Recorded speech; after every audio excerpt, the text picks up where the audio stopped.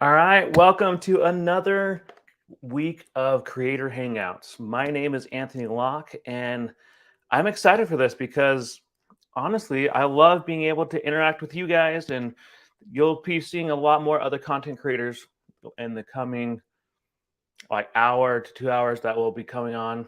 But really, I love being able to talk about content creation because this is something that I'm very passionate about. I got into this over a year ago. I've been doing this for a little while now, so it's really fun to really just get involved in this and really just bring some light to the internet. So yeah, so my name is Anthony Locke. I am the owner of this channel. I do all sorts of different things on this channel. Well, not I shouldn't say all sorts of things. My niche is basically in photography, videography, and tech reviews. I also do this weekly creator hangout. So the greatest part about this is that I am able to interact with you as subscribers, as a community, and really just answer questions from you. And so that's what these creator hangouts have all become. And talking with a lot of different people in my YouTube space, we've all those of us who have come on these, we've love being able to just sit there and talk about content creation. These used to have just like a set topic, like whether it be affiliate marketing or tech. But really, after talking with each other about this, we felt like this should be the path we should go, and that is just having like a Q&A, like kind of like a chill and chat.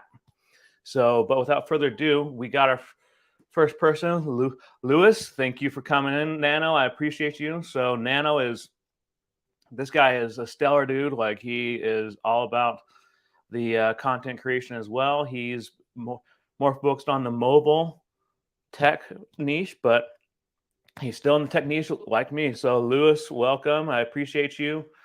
But yeah, I love being able to talk about content creation because, in my opinion, and this is just my opinion, and maybe those, excuse me, those of who are in the same space as well, they could probably agree that this is like the future of business owning. Businesses really should be utilizing the content creation space, whether it be on YouTube, TikTok, Instagram, Snapchat. I don't use Snapchat anymore, but there's so many ways you could be utilizing the content creation space. But Annette, thanks for coming by. We appreciate you. If you want to come up on stage, you have the link. So it's in that little group chat of ours. So I would love to have you come up if you would like. But really, like content creation is the future. There a lot of companies have started to realize that they can reach more people by contacting different content creators or YouTubers and really just you know, either give them a commission off of affiliate marketing so they could sponsor their company a little bit more, or even sponsoring content from that creator. And so that's the coolest part about being a content creator, is that you have so many different streams of revenue that you can ways that you can earn a living off of this. And honestly, why not share some of your expertise on the various platforms?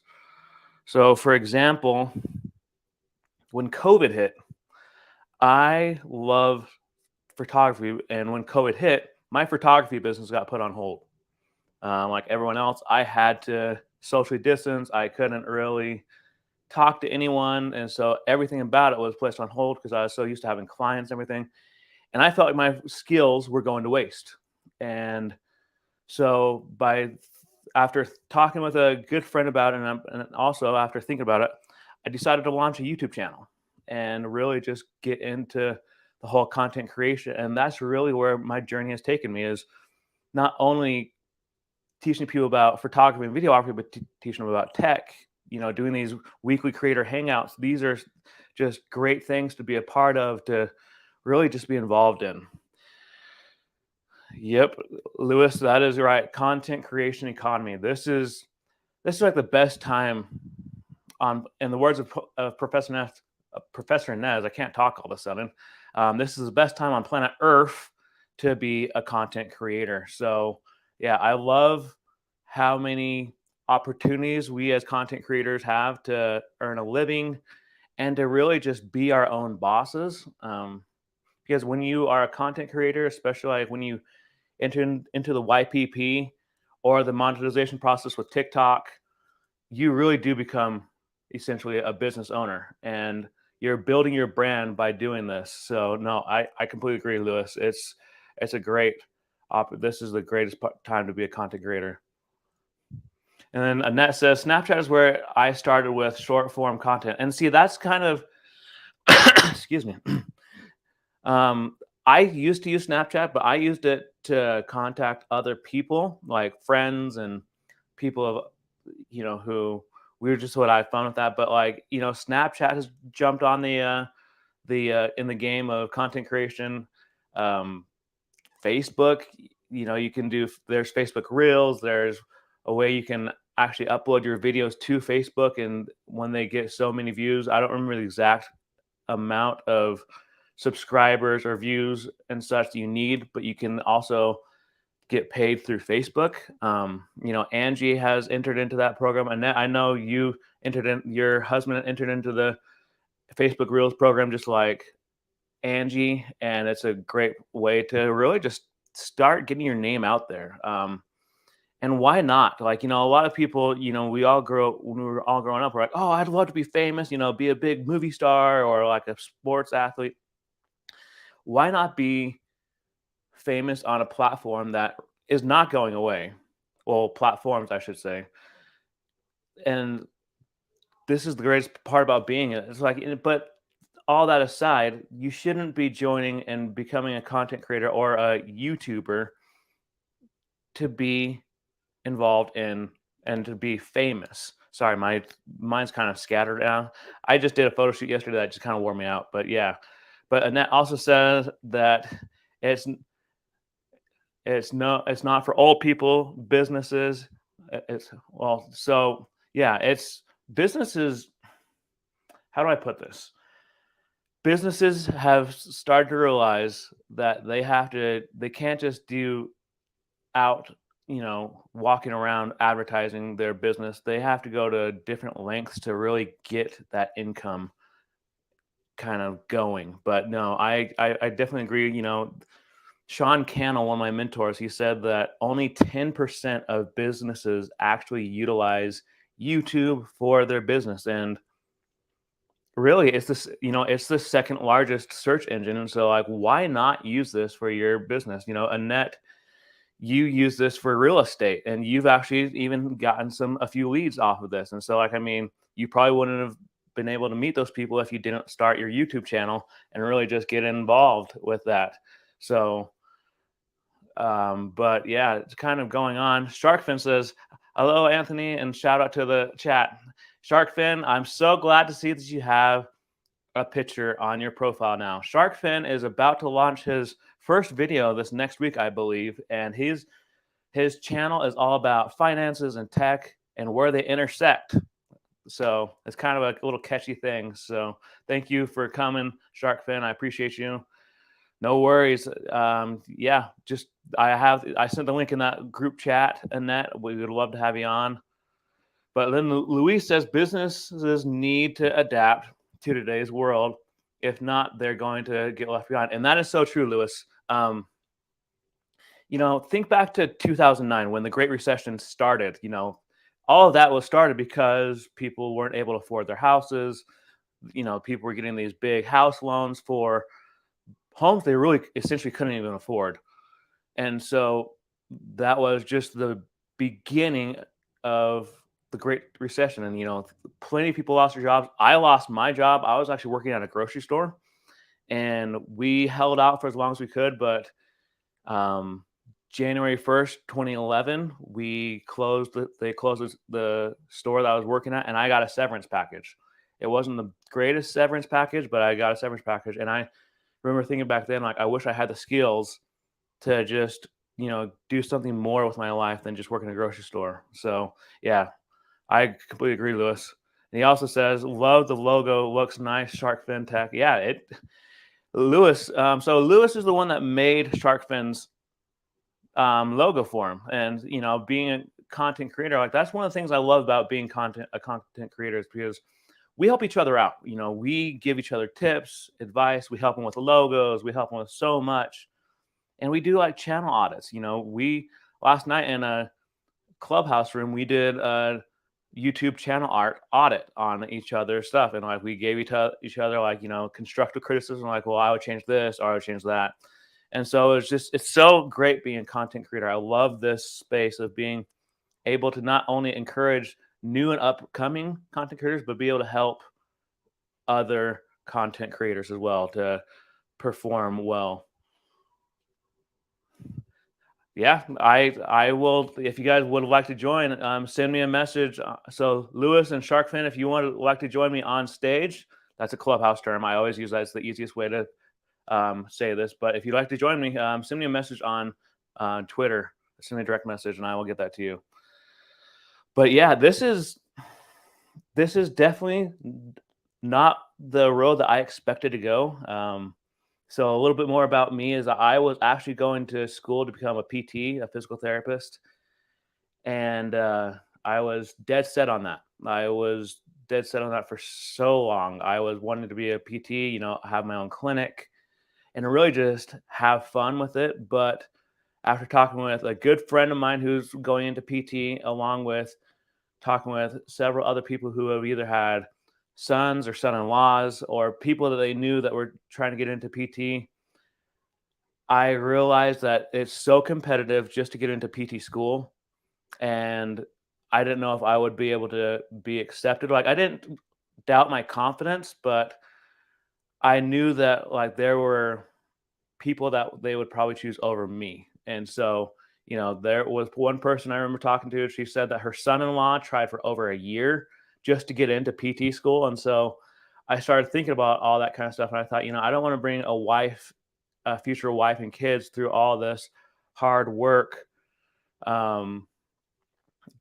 just to not get accepted into PT school. And so I really started to kind of contemplate my options. And so last fall, I decided to change my major to business communications with an emphasis in sales. So it's perfect for what I want to aspire to do. Like, I want to be able to work from home. I want to be able to not only employ other people, but really just give people a chance to have the same opportunity of working from home and knowing that they'll be financially stable. Because I've come from a family where things were kind of tough growing up. So let's go back to the chat. Thanks, Lewis. So this is what Sharkfin says. It says, thanks, Lewis. And of course, thanks for all the help. Yeah, Sharkfin, we are always there to help you. Like, and at least you you passed the assignment I gave you last week or the week before when I said you have like a certain deadline I want to see. So I'm glad you accomplished that. So Lewis says, I'm waiting for dinner. Thanks for the invite. No worries, man. No worries. We do this every week. So what does it mean to really be a content creator? A lot of people, when they get out of high school and things of that nature, they think like, oh, well, I want to be a YouTuber. But I want to hear from those in the chat what it really means to them to be a content creator. For me, a few things that come to mind. You have to be consistent. You have to kind of have a strong sense of morality. And you have to have you have to be kind of strong because you will have some naysayers, some haters, and so much else. But so what does it mean to you to be a content creator? Like, to me, it's being able to bring stuff that I'm passionate about to the internet, giving the internet, adding some light to the internet, because we all know that there's some darkness in the internet. Like, there's bad things all over the internet. I don't even want to discuss them because they're just very negative. But even like when it comes to like, giving people a chance to get to know you, a lot of people would say like, well, I don't know if I really have what it takes to be a content creator. And I would say this: everyone has a story that someone needs to hear. So what's your story and who do you want to direct your story to? Because honestly, think back to like Mr. Beast. Jimmy Donaldson, he lives in North Carolina. He came from a family where, like so many of us, so many of us have come, where you're taught that you got to, after high school, go to college, get a good education, like getting a bachelor's, even a master's, even a doctorate degree, and then you work in a job for the next 40 plus years, and then you retire, and that's basically it. Excuse me. But Jimmy didn't really agree with that. He didn't, he said in an interview, I believe with Joe Rogan, that he would go to the school parking lot and he would really just he just kind of skipped class and he would upload videos instead. And so, but his channel, I have to give you a fair warning, like his channel didn't take off for like 7 years. So it wasn't like an instantaneous thing. And that's the thing I do want to stress, is that, like, a lot of people, they think, I want to become a YouTuber. Like, this is going to be so much fun. But here's the truth. It's not an overnight sensation. You have to build a following, but as we always say in Clubhouse and on other platforms, it's all about the journey, building your brand, your name, your channel. And you will have people that will kind of try to turn you away from doing this for a living, but ignore them. That's the best advice I could say, is just ignore them. But let's go back to the chat. So Sharkfin says, I'm having some internet Wi-Fi issues, but I'll try booting and see if the quality improves enough for StreamYard. No worries, man. Yeah, if it works out, let me know. I would love to have you on stage. You've been on stage with me before. And then Lewis says, content creator, helping others to see their true potential. That is the legacy I want to leave on this earth. And that is so true. Like, Lewis, you bring up a great point. Sean Cannell, my mentor, he said in this 1K challenge where I joined VideoRink Academy after, he said that he wants to leave behind a legacy for his kids, a legacy that his kids can look back and say, like, wow, our dad really did that. Like, he left a great legacy for us. And that's really what, in my eyes, that's what content creation is all about. You do have people that, like, they criticize others for different things, whether it be like the formats they do their videos in. Like, there's a great example would be, there's a YouTube family down in southern Utah called Jared and Ellie Meekum.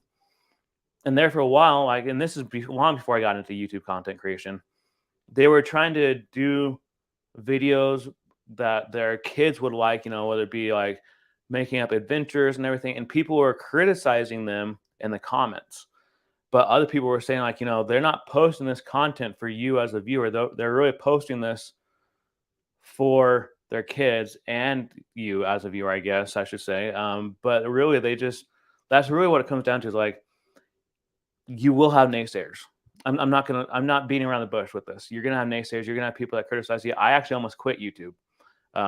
After my second video, I received some really negative criticism on social media from someone who was just said, like, oh, like, this is basically, just criticizing my video, my photography and everything. And I almost quit. But through talking with a few friends and a family member, I stuck with it, and here I am. I have 112 subscribers so far. Actually, no, excuse me, 113. I just picked up one yesterday, and it's just going to be continuing to grow. And that's one thing you got to understand, is that there are going to be people that are going to really just be mean and rude, and they're going to try to troll you and be cyber bullies. And so I don't get along with cyber bullies. And when that ever happens to me on my live streams or on my videos, I usually just ban them from the channel. And that's one thing you have the capability of doing that.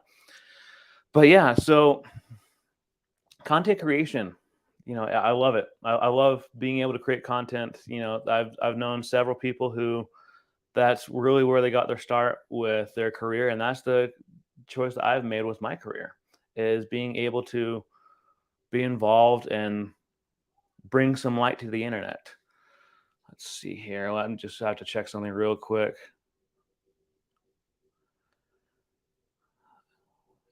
So going back to, sorry, I just had to check something. I apologize. But yeah, being a content creator is not easy.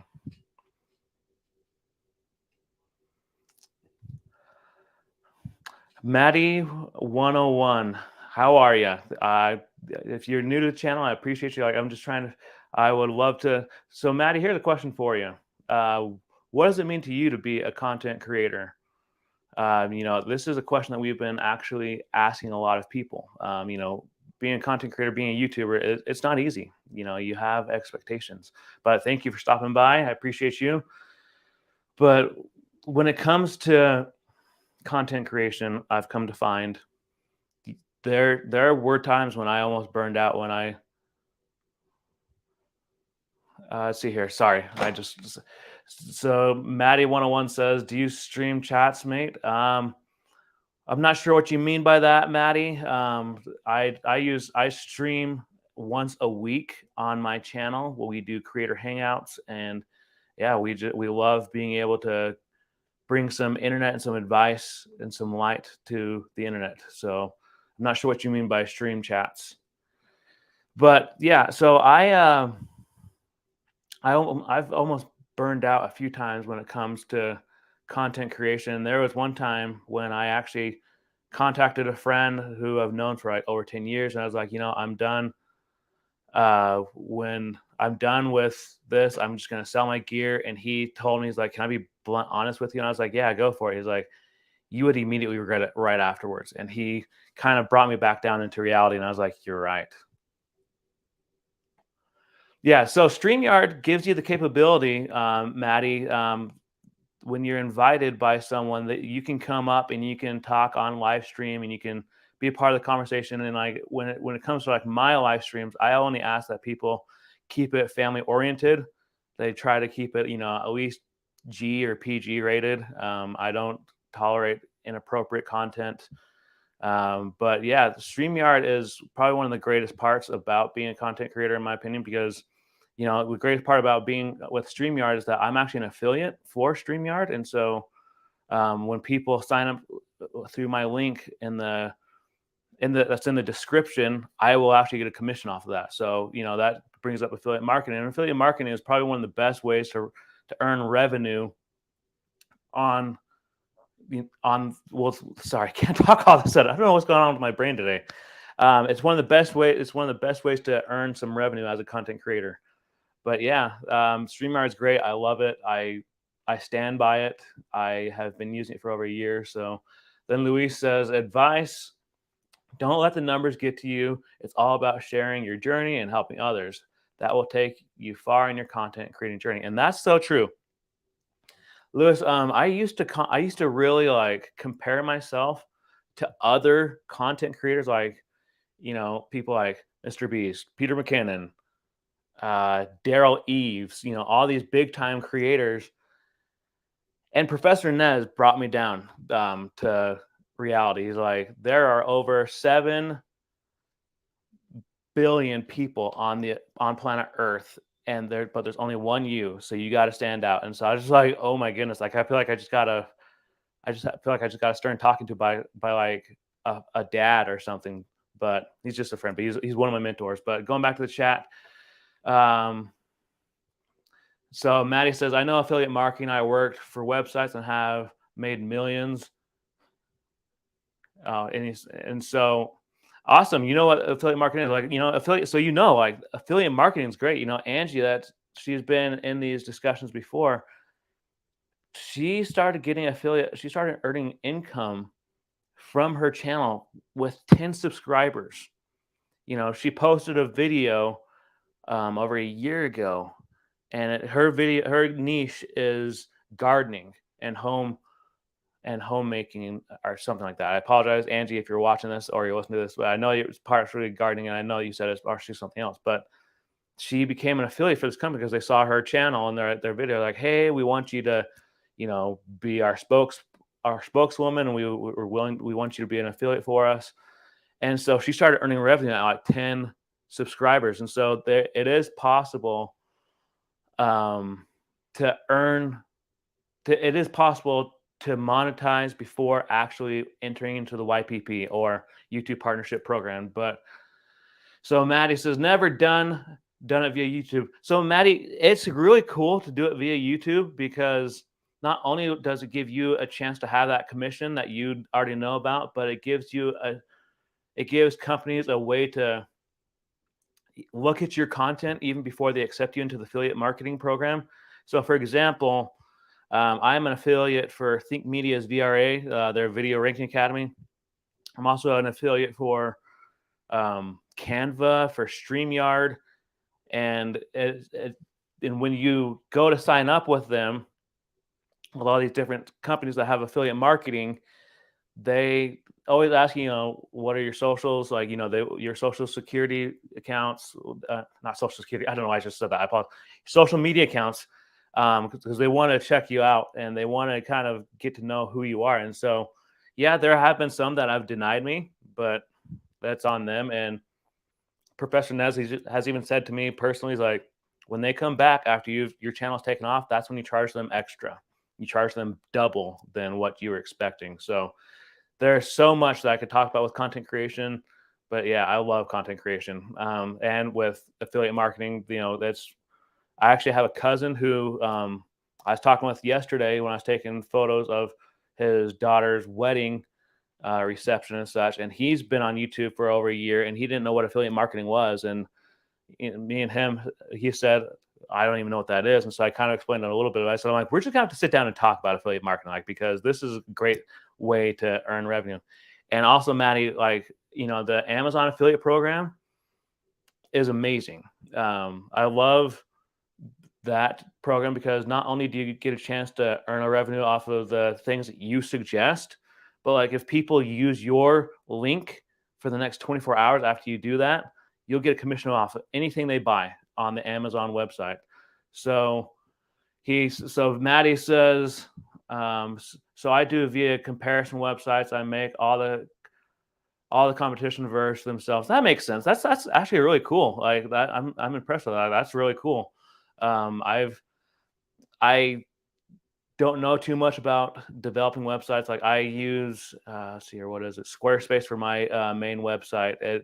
Just because I'm really bad with coding and things of that nature. But I think it's really cool when people know how to, design websites and do it for a living. That's impressive. So that's really cool. But yeah, what questions do you guys have about being a content creator? Whether it be on YouTube, TikTok, Instagram, whatever. If you have any questions, let me know. Look, and then he says, "Look, mate, gambling commission is 40 to 50% for lifetime accounts." That's impressive. That's cool.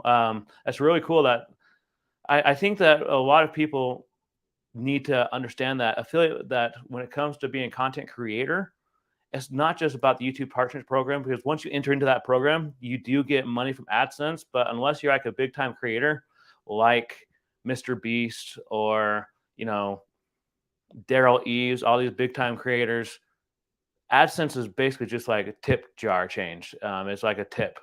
And so you have to find other ways to earn a living besides expecting to earn money through AdSense. So Luis says, what helped you during your burnout days? So Luis, one of the things that helped me with this was talking with family, talking with friends, people on the content creation kind of niche and platforms, like whether it be Professor Nez, Annette, Sharkfin, all these people. That's really what kind of helped me, and just realizing that I chose to do this. I chose to that I realized I wanted to do this for my career, and knowing that there's going to be some tough times. There's going to be definitely some times where you just question if you're even worth it. But at the end of the day, you are worth it. It doesn't matter who you are. If you wanted something really badly, especially with regards to content creation, you'll end up achieving your goals. And so it's all about what you're willing to put in. You get in what you put out. You get out what you put in. That's what I meant to say. But yeah, I think talking to people and just really just reaching out to other people who know your struggles is something that really helped me. Gotta get a drink. Hang on.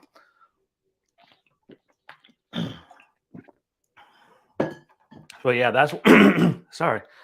Sorry about that. I apologize. I just had something caught in my throat. But yeah, that's what helped. That's what helped me with my content journey. Like when I was having experience in burnouts, and we all experience it some way, shape, or form down the road of content creation. If you talk to anyone, they will say, "Yeah, we've experienced burnout. And if you have to take a break, yeah, YouTube may punish you for not posting videos for a while, but I'll give you a great example." Um, from my own life where last fall I had a pretty detrimental situation that happened. I won't get into details, excuse me, but I didn't post anything for months. Like from September all the way to December, I didn't post a single video, and I just had to kind of recharge. And I made the decision, the first month of 2022 in January that I was going to be more consistent on YouTube and really just put forth more effort on this. So, Maddie, the best way to do that would be I will post it in the comments. Send me an email to this email, and I will respond to you. It may take please understand it may take up to 24 hours because I do have a job I have to do on top of doing this. So please understand it may take me up to 24 hours to get back to you, but I would love to talk to you about that. Yeah, just send me an email. Elvira, thank you for stopping by. Glad to see you. And this is really what we've been having fun with.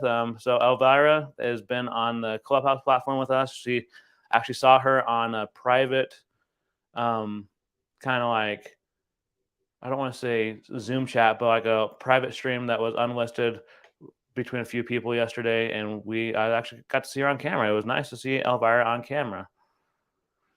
But thank you for stopping by, Elvira. I appreciate you. But yeah, if you have to take a break from content creation, then do it. Like I cannot stress that enough. Mental health is probably one of the most important aspects of your health that you need to make sure is well taken care of.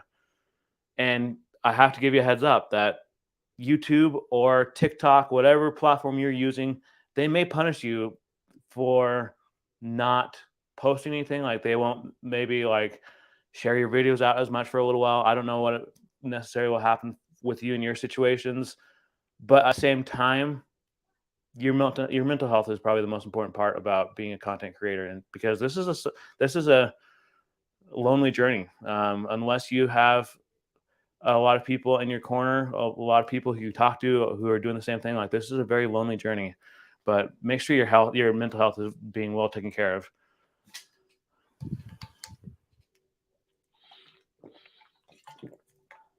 So what other questions do you guys have when it comes to being content creators, when it comes to YouTube, whatever the case, what questions do you guys have? Just post them in the chat.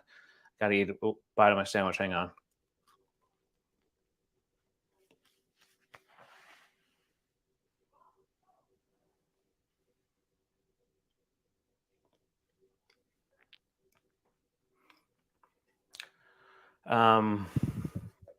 But really, I love being a content creator. I love it. Thanks, Luis. I kind of have a problem where I have too many water bottles. I found that one at Ross, Dress for Less. And then I actually have one that I normally use, but it's dirty right now. There for a while, I had like between 4 and 5 water bottles, and actually had to get rid of a few because I just had too many. So Lewis says, "What's your major in school?" My major is business communications with an emphasis in sales. So I've been taking a lot of sales classes. Like I'm in school this summer semester, and really just trying to understand that whole aspect of sales a little bit more, especially since I'm trying to develop this online business. And I got to tell you, like last semester, it about killed me. Like I was so tired. I had to write some long papers. I had to do a lot of stuff at the end of the semester for spring. So is YouTube for everybody? Is content creation for everybody? No, it's not. I've talked with several people who said that, like, they support like what I do, they support what other people do, but they said it's just not for them. And that's fine. I understand that, going back to my own experience, there's a lot that I didn't think I would even imagine doing, let alone on, a platform like YouTube. I remember, like, a great example is that I used to be really shy. When I was growing up, I was probably one of the shyest kids you would ever talk to. But yeah, I kind of had to force myself out of my comfort zone and really just start talking to people because, like, I was one of the most shy kids growing up. That I know that for some people they'd say that I find that hard to believe, but it really is true. Like, when I'd go to a new school, like if my family moved, I wouldn't talk to anyone for like weeks on end. Like, I just would stare straight at the up at the chalkboard or the whiteboard and just kind of keep to myself. And then I start to kind of open up to other people. But oh man, we got A Train in the house.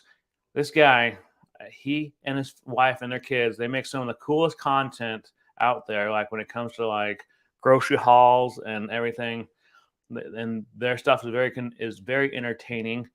They they had a video a few weeks ago where his nana pulled a prank on him, and it was probably one of the funniest videos I've ever watched, especially from them, because A Train was very worried about his nana. I don't want to give away too much, so if you want to go check it out, go for it. Let me see if I can. I'll try to find their channel quick, and I'll put a link to it in the description because it was a great prank that his nana made.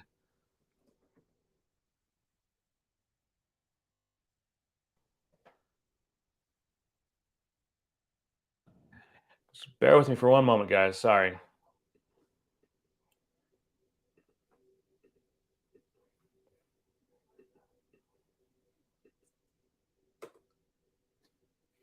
So definitely go check this guy. Definitely go check out their channel. They have some great content. They're based in Arizona right now, but they if you talk to A Train, he'll say he lives in the middle of the desert, which Arizona really is a desert. Of course, man. I appreciate your kind words. Whenever you talk to me, you bring some encouragement when every time I talk with you, whether it be on Clubhouse or YouTube, whatever the case may be. So yeah, I appreciate you. But sorry, I had my allergies just killing me right now.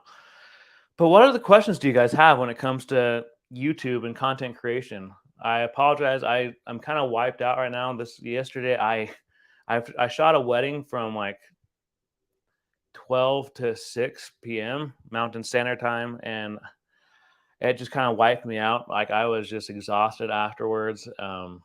So if you guys have any questions for me, whether it be with YouTube or with content creation or even like photography for that matter, like, I'm more than happy to answer any questions you may have. This is it's just it's a title, a chat and chill, and I just want to answer questions. We'll probably be seeing a few more content creators come up on stage. And Adrian, if you want to come up, I'd love to have you come up and you can answer a few questions too from people, because we all know that you and your wife and kids have been on this platform of content creation for some time now, and you got a lot of experience under your belt. So I'd love to have you come up. But what questions do you guys have for me?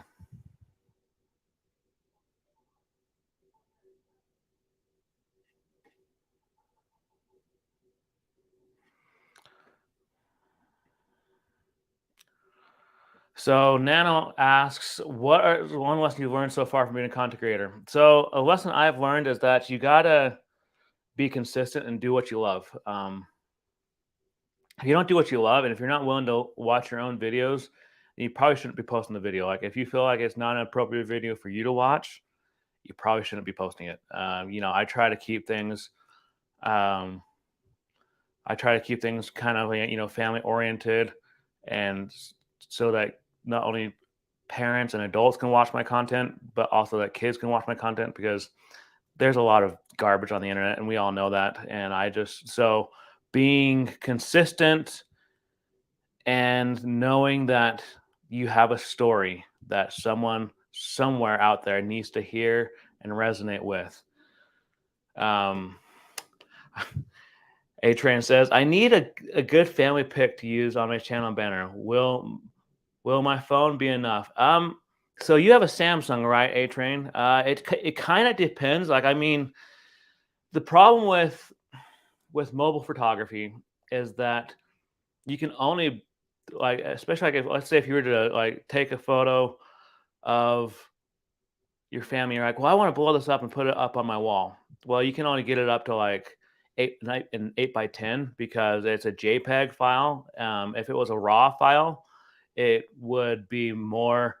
It would have more pixels in it, and so you'd have more of a chance to like make it bigger. But when it comes to using your phone, you could try it, um, but at the same time, like if you could maybe even get a hold of like a family member or a friend who has like a nicer camera, I would definitely try to get a better one camera. But you can try that. Like I've taken some pretty good photos with my iPhone. I don't have it in here with me right now. It's in the other room, but yeah, you can definitely like.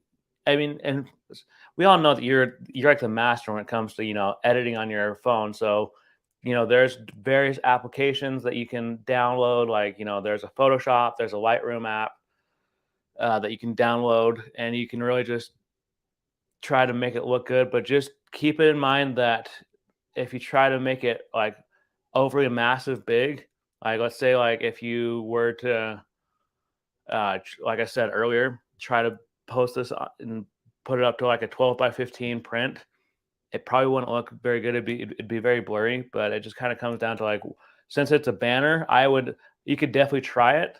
And if you were to use it on a banner, like I would try to get like a tripod with one of the cell phone holders with it. I believe you can either, if you have a tripod, which I'm sure you probably do have a tripod since you've been in this for a while. So I would definitely try to make sure you use a tripod with your Samsung phone. And he also says, I would come up, but kids won't allow currently. Hey, kids are important, man. Like, I mean, I'm not married or have kids yet, but I understand that. And no, I'm not advertising myself. I'm not advertising myself that way right now. But yeah, I would definitely try to get, if you do decide to use that with your phone, try to get a tripod that can work with your camera phone, with your Samsung, and really just try to get it all situated right, and then try to take your family photo. But that's what I would try. And then so Elliot says, I agree, Anthony. Knowing your worth is a very important thing, and that's so true. Like, I mean, when it comes to like making brand deals, making affiliate marketing deals, you have to understand that a lot of these companies are trying to pay as little as possible. But when it comes down to it, like, they know that you have a lot of worth. And so like if you say like if they come in with one set amount, you come in with you have to have that happy medium. With in that regards, like I would talk to people like Justin Moore or Professor Nez, who these guys are guys that have had experience with doing brand deals. They will give you tips and advice on how to negotiate with these different brands and everything. But yeah, you have to know your worth. Like you can't. I think I mean, it's great when it comes to like, hey, we want you to review this product on your channel. But at the same time, you need to make sure that they know that like you would like some kind of compensation besides the free product as well. Especially like as your channel grows and you start to become more and more popular in your niche. So A-Train says, yes, I have to test things out and might have to hire a pro photographer. I don't know yet. A-Train, if I was closer, I would just come down and take a photo for you. But you live in Arizona and I live in northern Utah, so it's kind of a bit of a drive. And I can tell you right now that I've made that drive I've made a long drive like that, actually longer, where I drove from Utah to Oklahoma. And by the time that car ride was done, I was so ready to be out of that car. I was just sick of driving. But sometime I might try to even make a trip down there, because I know of Oh, I have friends like in Arizona. I have friends in Texas, but and he said, yeah, a good long drive. It's a very long drive. My dad used to well, excuse me, he used to live in Nevada, like outside, like right outside of Las Vegas, and so he only had us fly out there one time, and all the other times we had to meet him in southern Utah, and then we drove out there with him to Las Vegas. And by the end of that car ride, I was so ready to be done, and I was like probably between the ages of 7 and 10, and I just was so tired of it. And I'm not saying that road trips are terrible, because they're not. Like, you can have some great road trips, but after a while, it starts to get to you. Like, it starts to really wear down on you. But yeah, sometime I might try to make a trip down there, because I have a brother in Houston, Texas. Maybe I could stop by sometime and talk with you, and maybe bring my camera along and get some photos for you. We'll see. I can't make any promises right now because I'm still trying to get my channel going and get this business off the ground. So Luis says, I drive 4 hours.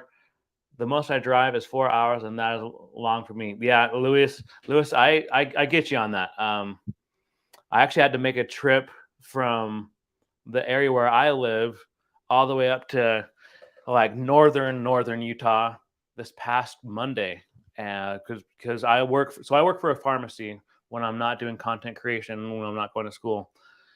And with COVID and with all the shortages that are happening, we have a compounding facility in there, like where we have to make specialty kind of like recipes for different meds. And so with all the shortages, my boss called and said, hey, can you come in a little early?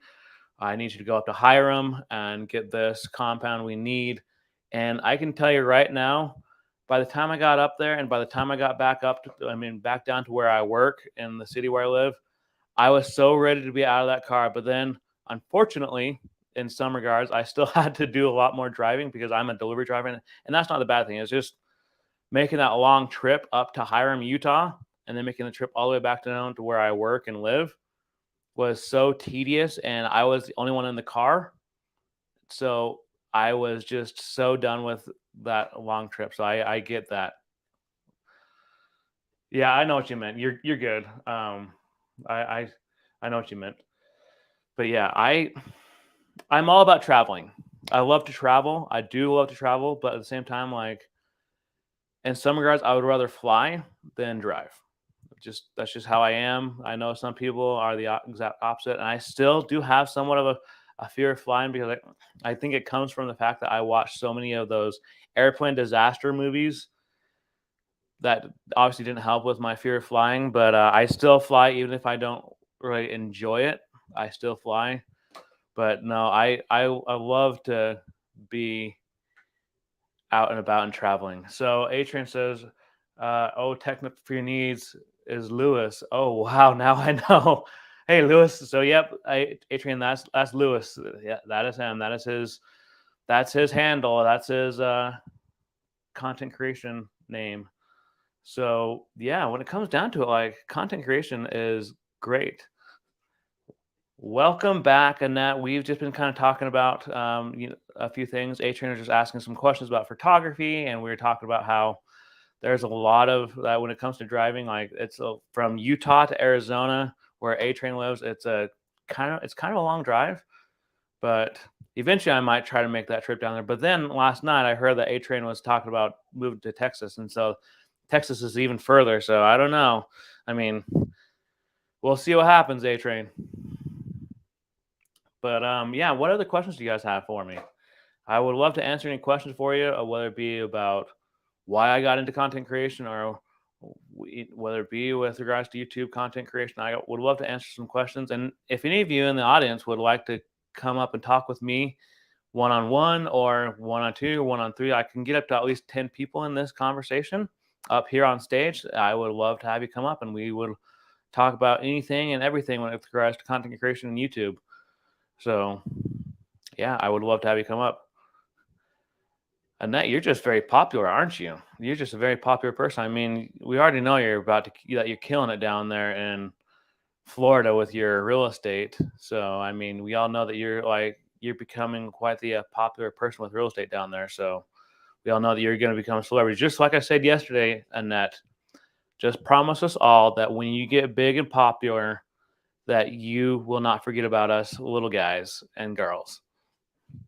Lalo, hey man, if you want to come up, I'd love to have you come up. I put the link in the chat of Instagram. I'd love to have you come up, man. Like Lalo, he's been on YouTube since he was 11. Like this guy, if you want to know anything about with regards to YouTube, like this is the guy to go to. Like he knows exactly what we're doing. And then he says, yeah, he says, Annette, please do not forget about me. Like Lalo, how could we ever forget about you? Like you would you would make sure we never forgot about you, right? I mean, that's just how Lalo is. Like he wants to make sure that everyone doesn't forget about him. But yeah, Lalo, I would love to have you come up. And same with you, Elvira.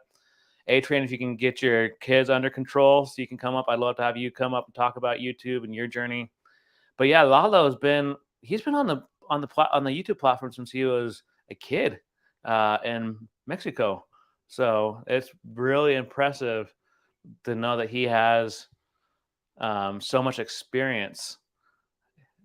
So if you want to know anything about YouTube, this is the man to talk to. Like this guy right here, he actually just launched his second channel, which is he's only posted one video, but he has another one that's going to be coming out here very soon, where he's going to be walking across his entire city barefoot in Texas. And so, dude, I got to give you props for that because you got a lot of crazy insects and everything down there in Texas. So more power to you. I don't think I could do that, especially down there, and especially with how gross people are with, especially in different parts of the world, like whether it be the spitting or the spitting out their chewed gum. You know, the list can go on. I don't want to even talk about that because it's kind of gross. Well, I'm glad to know that you won't forget about your clubhouse besties. We appreciate that. We all know that you're going to be just killing it, and you're going to just grow like crazy down there in Florida. And before we know it, that's going to be like the next Mr. Beast, but in the real estate niche, or the next Levi, but in Florida. If you don't know who Levi is, he's a real estate agent down in Texas, and he is just killing it down there. It's his YouTube channel is living in Dallas, Texas, and he is just really killing it.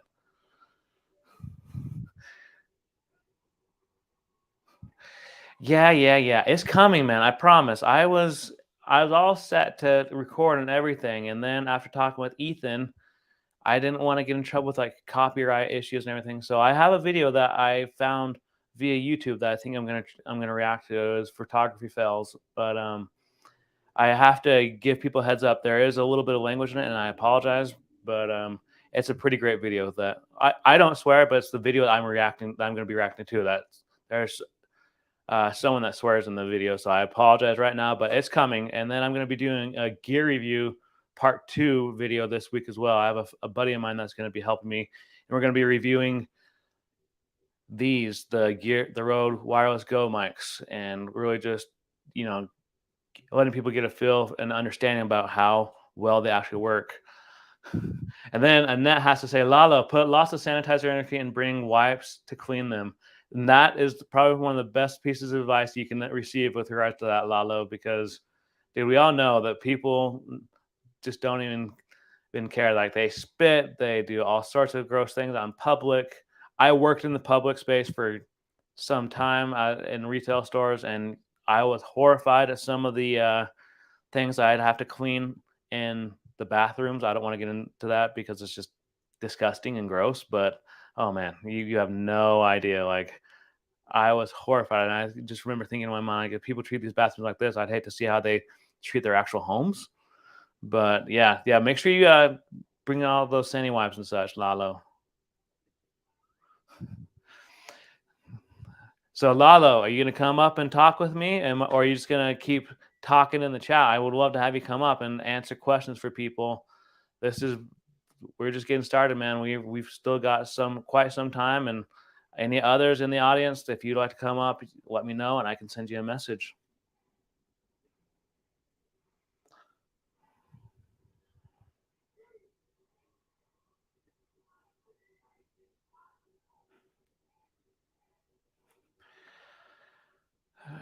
Sorry, I'm a little wiped out today, guys. Like I'm exhausted. That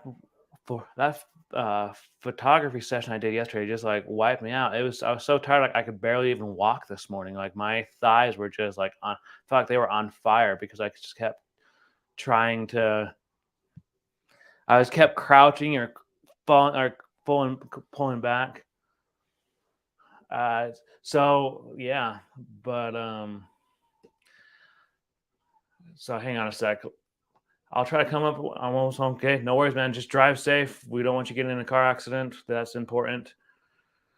So Nano says, "What I like about this community is it's not about themselves. It's about building each other," and that's so true. And that's why I love having people in the space that I'm in because, like, if any of my mods were here, I would just be saying, make sure you drop some of the links to these people. And I dropped A Train's link, and I'm probably gonna be dropping a few other people's links here soon. But really, I'm all about building together. We rise together and everything. So, and then Sharkfin says, Anthony, you want us to send a DM for the Streamyard? Yeah, send me a DM on Twitter, and I will get you that link. I would love to have you come on, man. Like you actually came on with me a little while ago, so I would love that.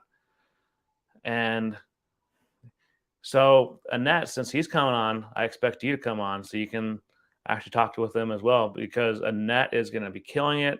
She's not going to be killing it. She's already killing it down there in the Orlando, Florida space. But yeah, I'd love to have you guys both come on. But going back to Luis's comment, I genuinely agree with this. I have, there are those content creators that don't really like allowing people to share their channels on their platforms, and I understand that. I get that, but at the same time, I feel like we got to help each other out. We're all in this together, and we really just got to be true to one another and help each other grow. Because honestly, like if you're not growing, if you're not helping others grow, then like what's the point of being on the platform, in my opinion? But yeah, I would love to have any of you come up. This is just like a chill and chat. I am you'll have to bear with me. I'm, like I said, very exhausted. It was a great session, photography session yesterday, but my legs are just exhausted. I'm exhausted. And it doesn't help that I usually wake up. I usually don't go to bed until like 1 in the morning, maybe midnight. So I'm kind of a night owl. All right. Yeah, just send me a message, Sharkfin, and I will get you going on that. I will send you a link. But what other questions do you guys have for me with regards to YouTube? Like I love having these chilling chats because I really want people just to get involved and answer any specific questions they have. There's that ASQ, answer specific questions. That's a very vital part about being a content creator. Like you don't want to just throw up 1,000 things and just hope whatever sticks that you'll go with. That just doesn't. It can sometimes work, but it is my strong recommendation that you don't do that. Don't do that at all. Find something you're very passionate about, whether it be finances or tech or real estate or shopping, whatever the case may be. Make sure that that's what you're passionate about, because I'm sure if you're very passionate about it, you probably have a lot of experience with it. And so that's the kind of audience that you're going to be drawing into your content. A Train, for example, like their videos are all about like shopping hauls and what they can get. And so really when it comes down to like, you have to find something that you're passionate about. One sec, I just got to send someone a message so they can come up on stage with me and talk with me.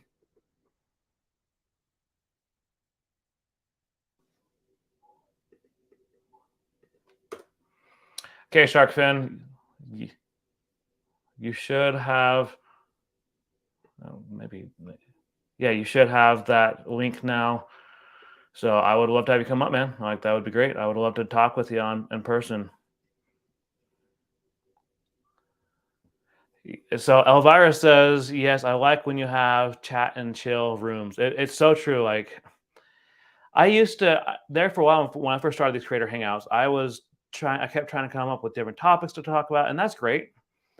But we all know that conversations, especially like on Clubhouse, on YouTube, on any place where you go live, they're going to get sidetracked. And most people don't want to talk about affiliate marketing for the entire time. They want to talk about other things, or they want to answer or get answers to questions or concerns they have.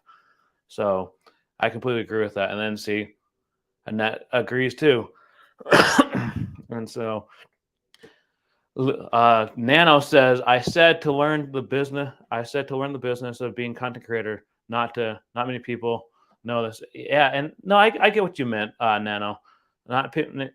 There's a lot of people that really don't know the business of content creation. They expect their channels to take off overnight, and that's like a 1 in 1,000th of a chance that your channel's going to take off overnight. Like you have to put in the time, the effort, and the capability to really grow your channel. And that's one thing I try to stress to people. Like when people, especially when they decide to give up on YouTube, I just want to ask them, like, how long did you try? Like, how long were you posting videos? Like, and a lot of the time I get responses like, well, a couple months, 3 months, 4 months. Like, well, you just didn't give it enough time. Like, one thing they always tell us in Video Ranking Academy is that you're just one video away of going viral. And so that's one thing you have to understand is like, one of these videos that you will post on your YouTube journey will get a lot of traction, and it will bring in a lot of people. Great example, my mom, who's a content creator, she posted a YouTube short, and it was just on microgreens. She was planting microgreens. Within 24 hours, she had over 3.5K views on that little video and picked up 4 subscribers. She was so shocked when that happened. And so it really it's all about the effort that you put into it. No worries, Nano. Eating is important. I have a sandwich I need to finish. It's kind of drying out. So if you guys excuse me, I'm just going to take a bite real quick.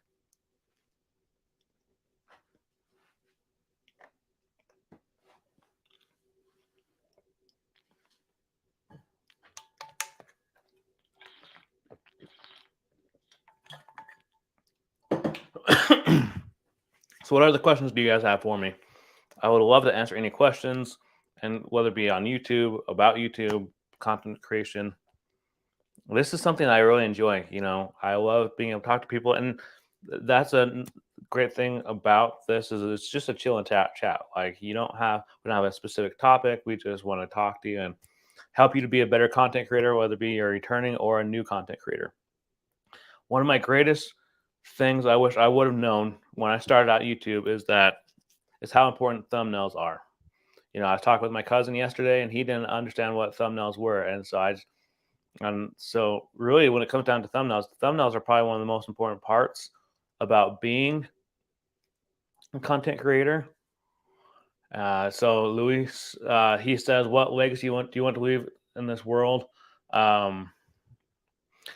I want to leave behind a legacy of faith, Luis.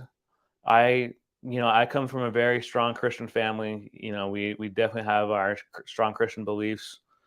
And really, when it comes down to it, like I want to leave a legacy of faith and of happiness for my future generations. I want them to know, that I tried my best to not only provide a living for myself and my family, but to help provide a living for other people. I have plans for other channels. I've already gone through my mind. Like I have a plan for like a giving back channel. I have a plan for a vlogging channel, a gaming channel. I have a lot of plans for that, but I'm just trying to focus on one channel at a time, because as my mentor Sean Cannell has said, you don't want to overstretch. You don't want to stretch yourself too thin. And if you manage 2 channels before either one of them takes off, it can be very stressful and hard to do. So I'm just focused on this one channel right now. But then after that, I'm going to do the next channel, and then the next channel, and then the next channel, and really just start bringing more people on board, like for a team. I've actually already talked with like a few with one of my family members who has already said that they would like to be a part of my team. And I've already been kind of thinking about that kind of stuff. So going back to the chat, and that says that road mic works well. I can hear every bite and every swear. I'm sorry, Annette. I apologize. I'm not trying to gross anyone out. I'm I just was hungry and I haven't had dinner yet, and that's just like a snack, really. I am enjoying it. It's peanut butter. I like peanut butter sandwiches. But going back to what, and then Lalo says, yes, thumbnails are so cute. They really are. They really make you. They make your video stand out. So I know what you meant, Lalo. You're good. You're good, man. Like I know what you meant. It's all good. But yeah. So thumbnails. I didn't understand what thumbnails were when I first started on YouTube. I didn't know what they were. I was very confused on what they were. And so when it happened, when I really started diving into Video Ranking Academy and learning about how crucial thumbnails were, I really started to take into effect about why they were probably one of the most important aspects of being a content creator. Because if someone sees your video, your thumbnail, like of you being excited about like a new product, they may say like, oh, well, I want to check this out because this person looks so excited in the video.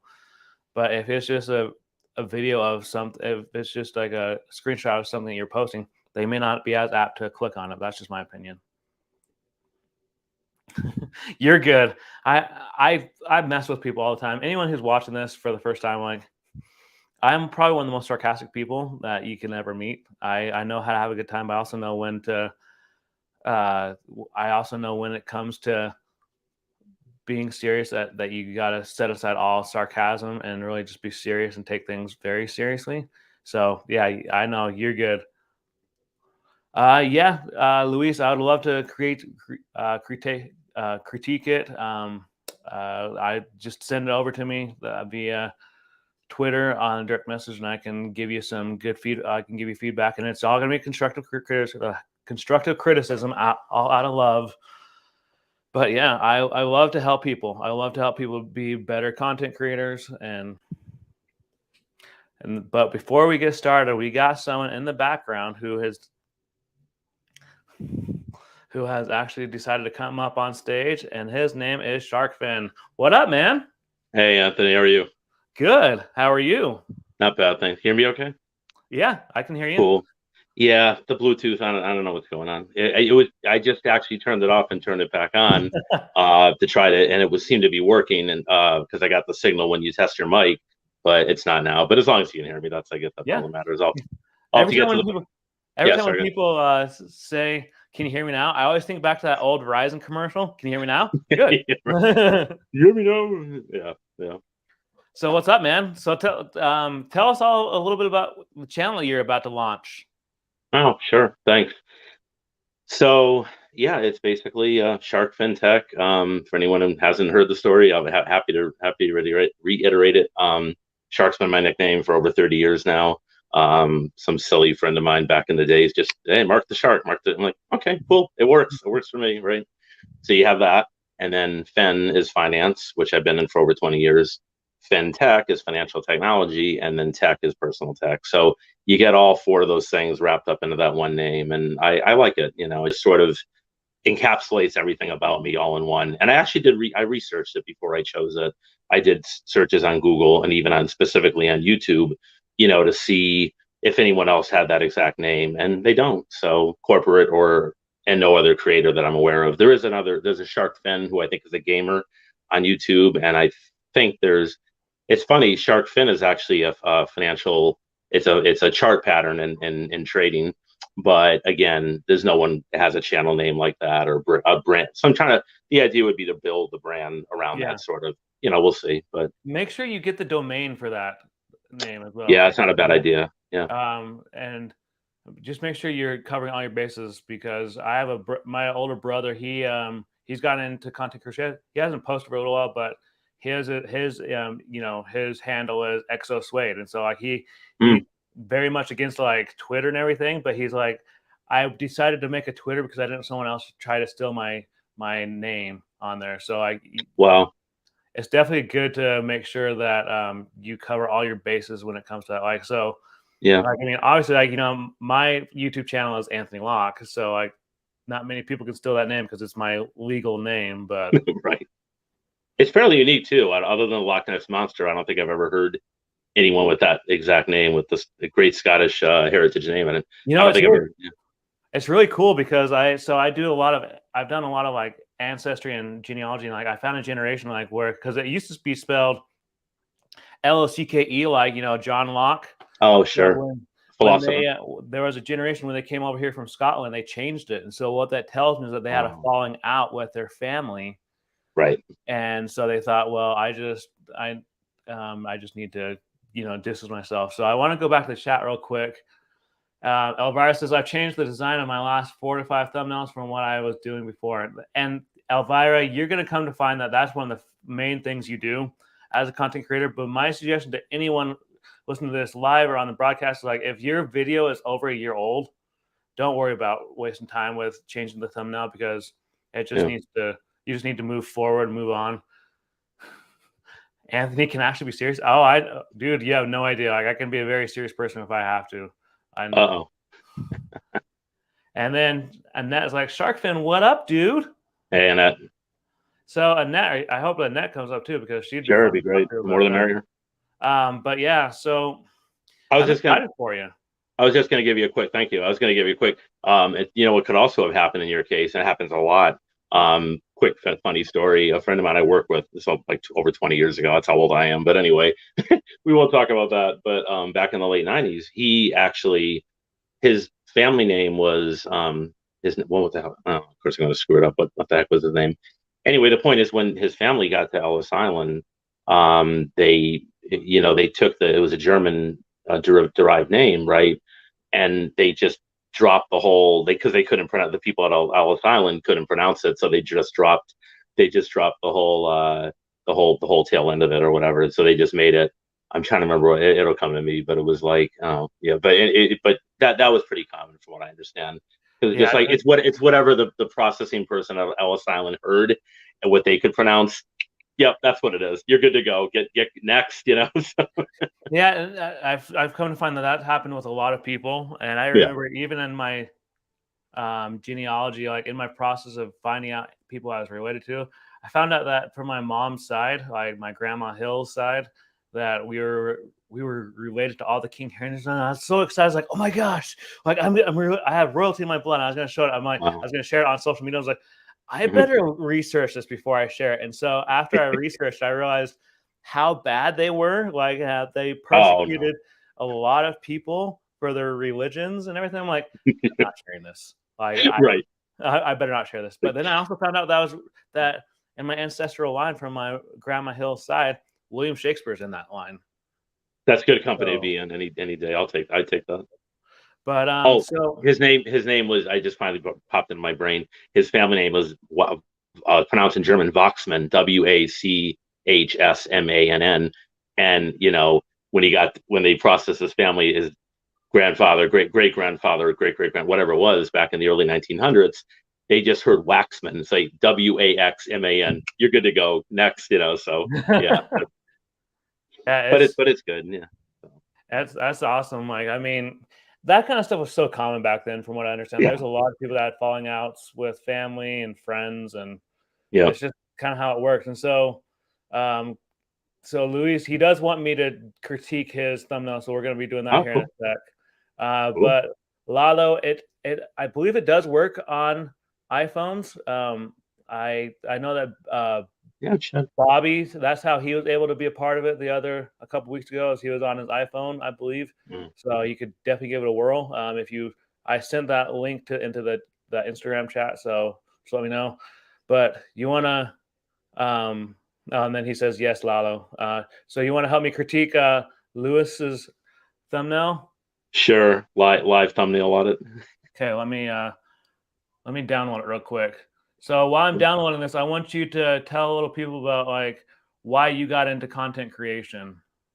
Oh, great, fair question. Well, I mean, like a lot of people, I've been on YouTube for, I think, almost since the very beginning, 15 years or a bit more, right? Mm-hmm. And yeah, I just never, I don't know, I never really thought it was something. I don't know. I think the technology we all know has changed, especially the cameras the last 3, 4, 5 years, right? I guess I either you see people doing it, the MKBHDs and all in the tech world. And, of course you have people, Mr. Beast and, PewDiePie or, the whatever.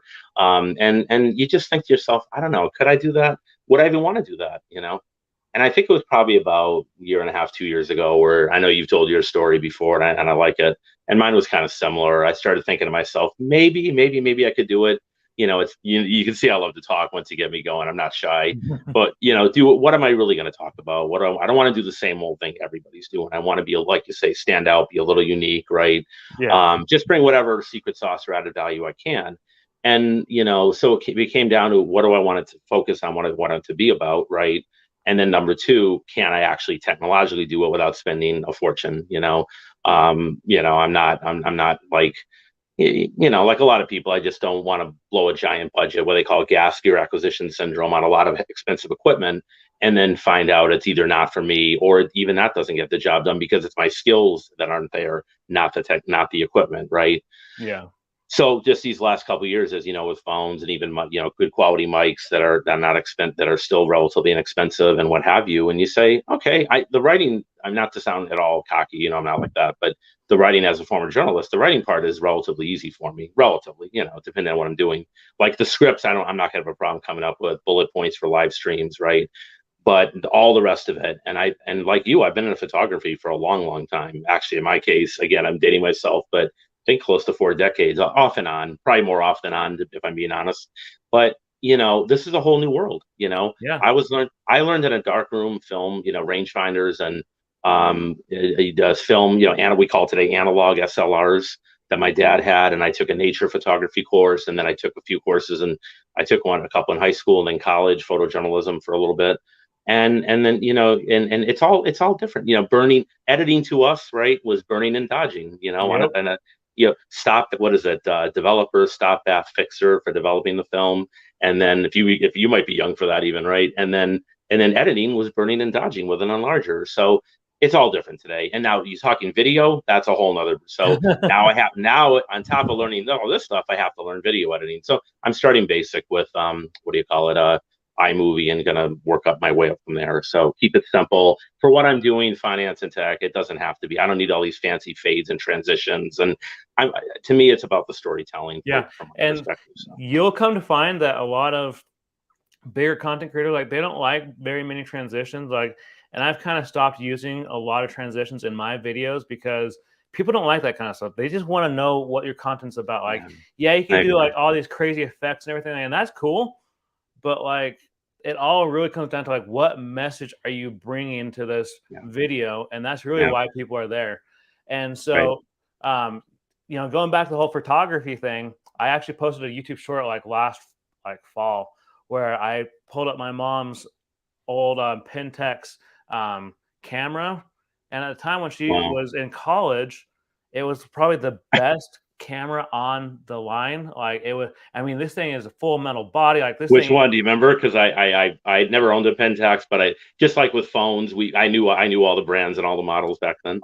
I'll have to maybe here in the next little while we'll watch that YouTube short on my channel just so people can see it. But like, I mean, the thing is like just thick. Like, you could use this thing as like a weapon. Like, you think back to the barbarian days when people were like throwing those slings. Like, you could use this as a weapon if you needed to. But like, absolutely, man, I had a Canon F1 that's even probably heavier than your mom's. You probably remember that name. Before I went to the EOS 1N, which was their autofocus flagship. And I never did get the full digital thing, flagship. I'm transitioning. I had to be drag kicking and screaming like so many of my generation into digital. But now I totally get it. I'm fully embracing it. I'm on board. Let's go. So, but yeah, those cameras were we call them heavy metal. They were literally that, and you could really hurt someone with them. You could hurt yourself if you weren't careful. Yeah, and I mean, just like looking at this camera, I was just like fascinated by it. I was like, this thing is amazing. Like, not only does it have history behind it, but like, it's so well like put together, And I was actually talking about this with my mom yesterday, like about how quality of products nowadays are just garbage. Like, whether it be clothes, technology, cars, all this stuff is just so the quality is just not there, and I would agree. It's really sad to see, because then you look at, like some of these cameras, that were, you know, full metal body, and like, you could just see the ingenuity, and you could see that like whoever made it knew what they were doing, and they put a lot of time and thought into it. So Yeah. Luis Oh said, yeah.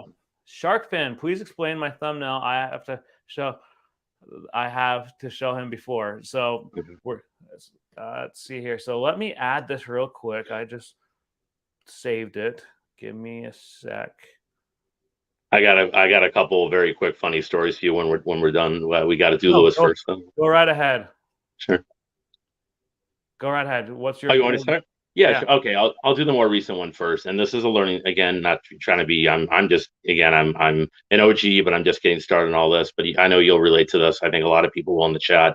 That's why I'm telling it. It's helpful, and it just shows, you know, how even if you think you know something, you can be humbled by an experience, right? So about 3 weeks ago, some people in the chat, I think of our clan, probably know this person, Ching Jewel. She's a award-winning documentary filmmaker. She made a documentary about Andrew Yang's campaign, the My Yang Gang Diary. Won a couple awards. She screened it back in March in Manhattan, which I went to. It was great. And then anyway, her son was graduating from Juilliard. Well, he just graduated the other day, but his recital was back in about 3 weeks ago, Sunday, May 1st, right? Mm-hmm. Anyway, long story short, her cousin is a really good photographer, I've seen his work. Unfortunately, he was sick. I think it was either COVID or something, or allergies. He couldn't go that day. So she was first camera. She was sitting, you know, maybe 20 feet from her son below the stage. He plays viola like her, and it was a pianist, you know, playing piano. And she was kind of shooting up with a selfie stick, you know, like what is it, Joby type, you know, selfie stick, whatever, hand holding that. She asked me to do second camera, which would an iPhone. She mostly shoots iPhones, right? Smartphones. And she's on big on Clubhouse with the stuff. You'd like her. So I'm all the way in the back because we wanted to go more forward, but you don't want to get in trouble because you're not supposed to get too close, right? They have rules there. You know, it's a recital hall, very, very well respected, one of the best music schools in the country, right? Mm-hmm. So I'm all the way in the back to the stage left, right? Whatever. I get that mixed up, stage left and right, but to the left of looking that way diagonally, right? And then her husband was on the third iPhone, and he was shooting straight forward, full, you know, ultra wide angle, right? Or what? So I in my brilliance, quote unquote, she had set the iPhone for telephoto at 2x, I think, right? And me, with my, you know, Joe Pro photography background, took it upon myself after the first, her son finished the first piece he was doing, right? And I by accident, I touched the display. I was checking focus, you know, to lock it in. And I realized, wait a minute, 2x, this thing can go much, much more than that. It's an iPhone, I think it was an 11 or 12 or Pro or whatever. What is she doing with 2x? So I got it out to 3.8x, almost 4 times, right? With a telephoto lens to try to fill the frame, because that's what we're taught in photography. Rule of thirds, try to fill the frame to get up closer, right? Mm-hmm. Well, you might know or guess how this turned out. It looked great in the viewfinder. Focus was on point. Composition, again, looked great. Not to, you know, brag or anything. Everything looked great, right? Exposure, white balance, you name it. Guess what?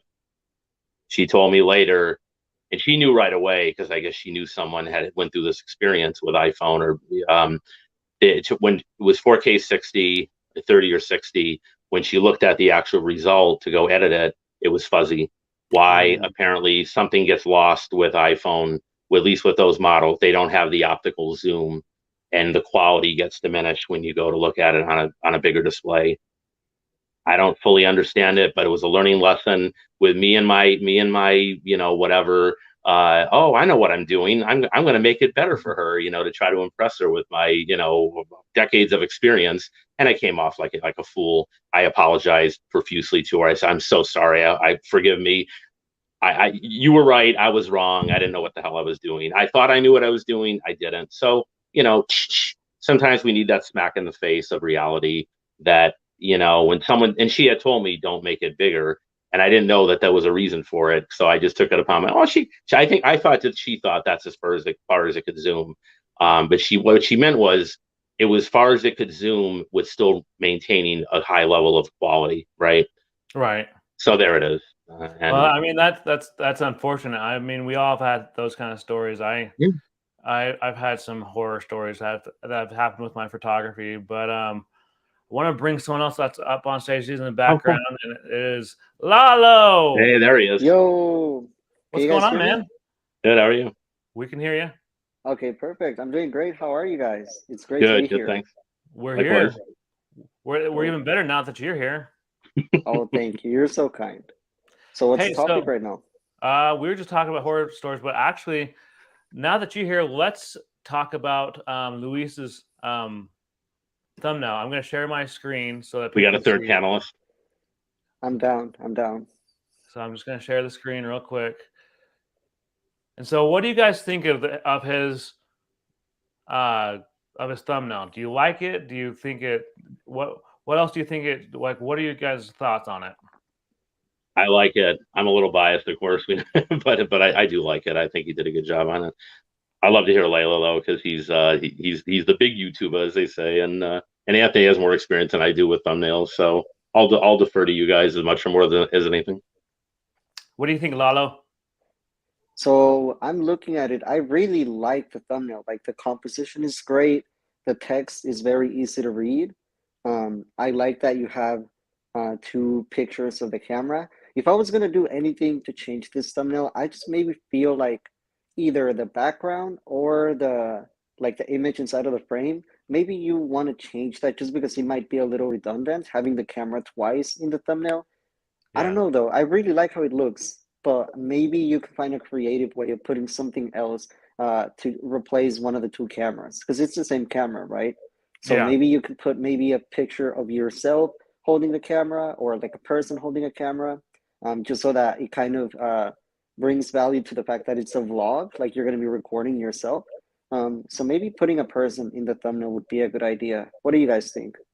no, I agree with that. And I now that you said that thing about the whole redundancy about the second photo, like I would change that to someone else, to like a person instead. Like maybe Nano, maybe a picture of you or someone you know, like maybe even using the camera, Yeah, and Mhm. so that's what I would do personally, just because like you want your, as we mentioned earlier, thumbnails are probably one of the most important parts about your YouTube video, like that one of the Yeah. most important aspects. So you want to draw people in, and so like that's why you see like a lot of like YouTubers who have those like kind of funny or silly faces, because they know that Yeah. it'll attract an audience. They'll say like, okay, like, why are they looking so excited in this photo? So that's what Right. I would do, Nano. Like, if you don't want to be in the photo, Nano, I understand, but like maybe have someone that you know personally, maybe have them look like they're using the camera, and then you take a photo of them. That's what I would do. Oh, I have one more tip. This is something that just came to mind. You know how like we always talk about how can we make thumbnails like spark curiosity in people? So what Hmm. I'm thinking is that in the title you're probably gonna have something along the lines of Sony CV1 test, vlog test, or something like that. So maybe you could replace that text for something that says, "Is it good?" or something that kind of sparks curiosity. So it could be like, "Is it good? Is it worth it?" Something like that in the text just so that whenever people are scrolling, they recognize that it's the camera, the CV1, and then Yeah, they're going to and see something that is going to make them curious. Oh, is it worth it? Is it good? Does it record well? So I think you could actually use the text to spark curiosity. yeah, and one thing that just kind of reminded me of, Nano, and just know that we're giving a tough. This is all tough love, constructive criticism, and that is that I would try to change the coloring of the lettering you have right there, because you got to make it the lettering eye catching, in my opinion. Mhm. Like maybe change it to a different color besides white, and make it look like very creative, because your goal is that you're wanting to show people like how good this camera is for like vlogging and using for YouTube. So you want to make the lettering catchy as well as the photo itself. Would you say a different font even, or I mean, I think it's pretty good as base, but I mean, I think what Lalo was saying, and correct me if I'm wrong, Lalo. In other words, the title of the video might be Sony ZV1 vlog test, and you can put for the inside the thumbnail, how good is it, or something like that, right? Like Like you're kind of ask a evoking question. emotion, or yeah, asking a question, evoking maybe some emotion, right? Yeah, Yep.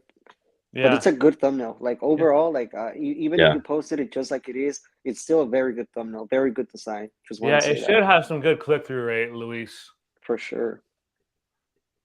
All right, I'm gonna get rid of that I'm screen hyped. now. So yeah, I think that it's a great thumbnail. So definitely it's definitely something that you would want to maybe make those changes. But again, Luis, like this is all up to you. Like we can't twist your arm to say like you're gonna do this and you're gonna like it. We can't do that. Like we all have right. our free agency, we have our freedoms, and so like just take our stuff with. It's like what Nez always says, like take it with a grain of salt and use your best judgment. So going back to the chat, Elvira said, "Oh, that's a cool thumbnail." So, and then I will send you a DM here in a bit, Luis. And then Elvira says, "Luis, don't you have a white one of this model camera?" And I believe he does. So He does. maybe Luis have both of them in there so that people in your thumbnail, so that people can see that there's an option for colors. Like I That know that is for me, true. Yeah. I know that for me personally, like I like to know that I have my choice of colors. That it's not just like one color, that's it, no more, no less. But then Annette says, I would go big text maybe and bright color, and just my opinion, but what do I know? Mm. No, You but know a lot in it. Come on, Yeah. Annette, you don't give yourself enough credit. for real. But yeah, going back to what we were just talking about, I think that Nano, it sounds like you are on the right track, and it should have a good click through rate. But thinking about what I just said, having your thumbnail with both colors of the ZV-1 would actually Mm. probably help you get a better click through rate because people like to see that they have options. Also, the white's it's hard to find. I heard now, right, and it's kind of unique. So it might even, I mean, I'm sure there's a few other videos on YouTube, featuring the white, but Yep. far less than the black, right? I think to your point, Anthony, right? Yeah. Although I probably would keep the black one in frame just because it's more popular, and I think it'll be easier to Yeah. recognize that it's a Yeah. CV1. That's No, Yeah. that's a great point. Yeah. And yeah, just keep all that in mind. I'm just going to send him a quick DM about this for this link. So I had one other quick story for you, Anthony, relating to something you said earlier. Go ahead. So you were talking about wedding photography. So yeah, I know what that is to be tired from. So I'll keep this one as short as I can. But about maybe 20 years, give or take, ago, I took a job. I don't remember where I saw it, if it was online or whatever, but it was just, for a short. It was a cut for work. It was a wedding photographer about 10, 15 miles north of me in New Jersey, just north of the GW Bridge, right? And this guy had been doing it. This guy was big time. He was like, well, not big time, honest, but he had been a Hollywood cameraman. He had the scrapbook to prove it. Sylvester Stallone and James Wood, a whole bunch of other people. He had worked on some big movies, right? He knew his stuff, and stills as well, right? So he just needed some help. I think he had a fire. I think I forgot the story. He had so long ago. He had to let someone go, or someone didn't, whatever. So he needed two helpers, right? Put an ad in on whatever it was, and I responded. We came over. It was I think a Greek wedding, which I think get really big and whatever, right? And mind you, this was just the reception, right, for one day, and so we were getting set up, So he was handling the camera. Of course, back then it was a bigger, heavier, analog, or maybe it was an early digital. Probably not, right? For the video, right? And he had prepared a video for the family for, to show of how they met, the wedding, the couple, the bride and groom, blah, blah, blah. And then now we were preparing for the reception, right? So the other guy, who was a little younger than me, that he hired, was doing holding the lights, right? So he's like me, he's like, you, Mark, I need you to do stills, still. Yeah, sure, of course. So yeah, this went better than the one I described a few minutes ago with the recital. But yeah, man, he did not play. I mean, he handed me like maybe 4 rolls of film, you know, 36, 30, back then it was 24 to 36 frames or 12, right? I think they were all 36, maybe 5, I don't know. And he said, okay, we'll go out there. We got about an hour before the actual whatever it was, hour and a half before the ceremony starts. There was a big gap between the wedding ceremony and the reception. So before this is, you know, preparation for the reception, right? So he goes, just get out there and shoot it. I'm like, who should I? He's like, anybody, just start shooting, you know. So I did. And, you know, click, click, click, you know, didn't have a motor drive or anything. I'm not even sure the flash. The lighting was pretty good in there, right? The funny part, so I come back to him after maybe 3 rolls or something. And I'm like, well, I just want to check, like, how do you want me to just, and he's like, you haven't finished those yet?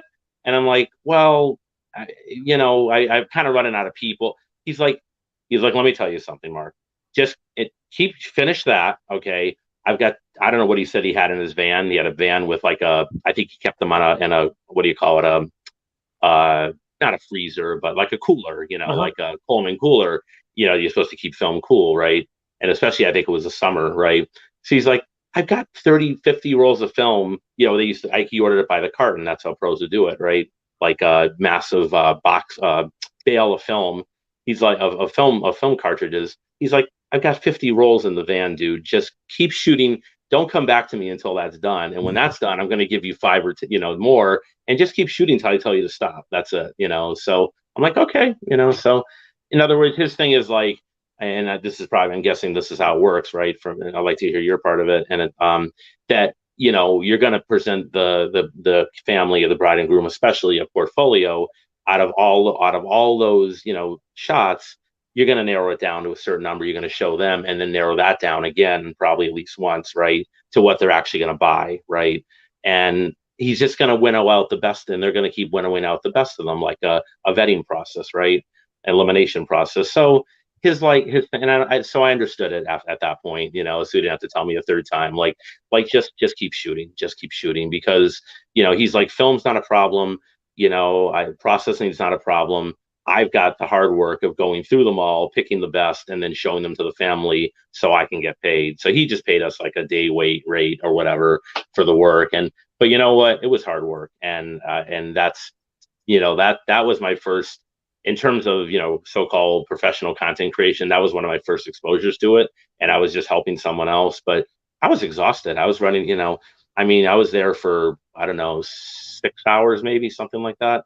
And yeah, it's you know, you have to keep moving, right? Because people keep moving while they're before and during the reception. So yeah, it was interesting. I definitely got my workout yesterday. You know, I have an Apple Watch, and like about 4 o'clock, because I have a daily move goal, like 300 calories, like it went off. And so by the time I got home, like that move goal had like much surpassed, like to over like 360 calories burned.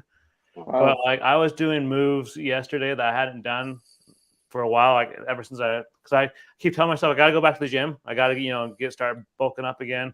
But my thighs were just like, what the heck did you do to me? Like, yep. I honestly felt like I was 75 last night because I was so tired. I was just like, I'm exhausted. But yeah, no, and that's the thing is, like, especially coming from someone who is a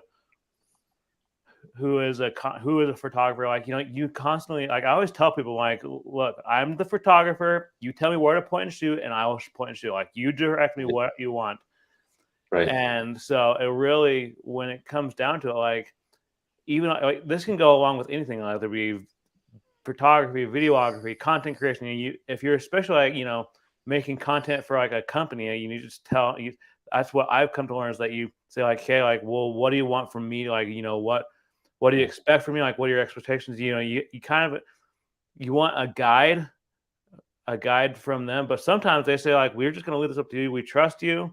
We know, we have a feeling, we know that you know what you're doing. It's kind of like that guy with the photography that you did that photo, that you helped with that photography all those years ago. He was like, dude, I trust you. Just keep shooting and I will go back to that. And so, well, I didn't know any of these people from Adam, you know, from a can of paint, and I don't think he knew most of them. You know, they're just clients of his, but he would do and you know, we talked about maybe going, but he was based. I asked him, so what's the schedule? So he's like, it's weekends. It's almost every weekend. So I think that's one reason I didn't come back. because I just, even though it was a good experience and an enlightening experience and sort of fun but hard work, I felt at the same time like, I'm still kind of young. I don't know if I want to spend every waking weekend, every waking minute of every weekend, because some would go, some would be Saturday, right, and then some would be Sunday, depending on Jewish, Catholic, whatever, Christian, what have you, right, or any other denomination. But almost he was working almost every weekend. So he had retired from Hollywood as a cameraman, and this was his second career as a New Jersey, professional wedding photographer. But I think his wife helped him with some other stuff behind the scenes. But it's as you know, Anthony. That's what I learned. It's hard work. It's not everyone thinks so, and there's no second take, right? If you don't get it right, you're not going to last very long in that business, right? Especially the what is it when the couples link drinking champagne and cut the cake, the kiss, the dance with the father or whatever, right? Or even the ceremony itself.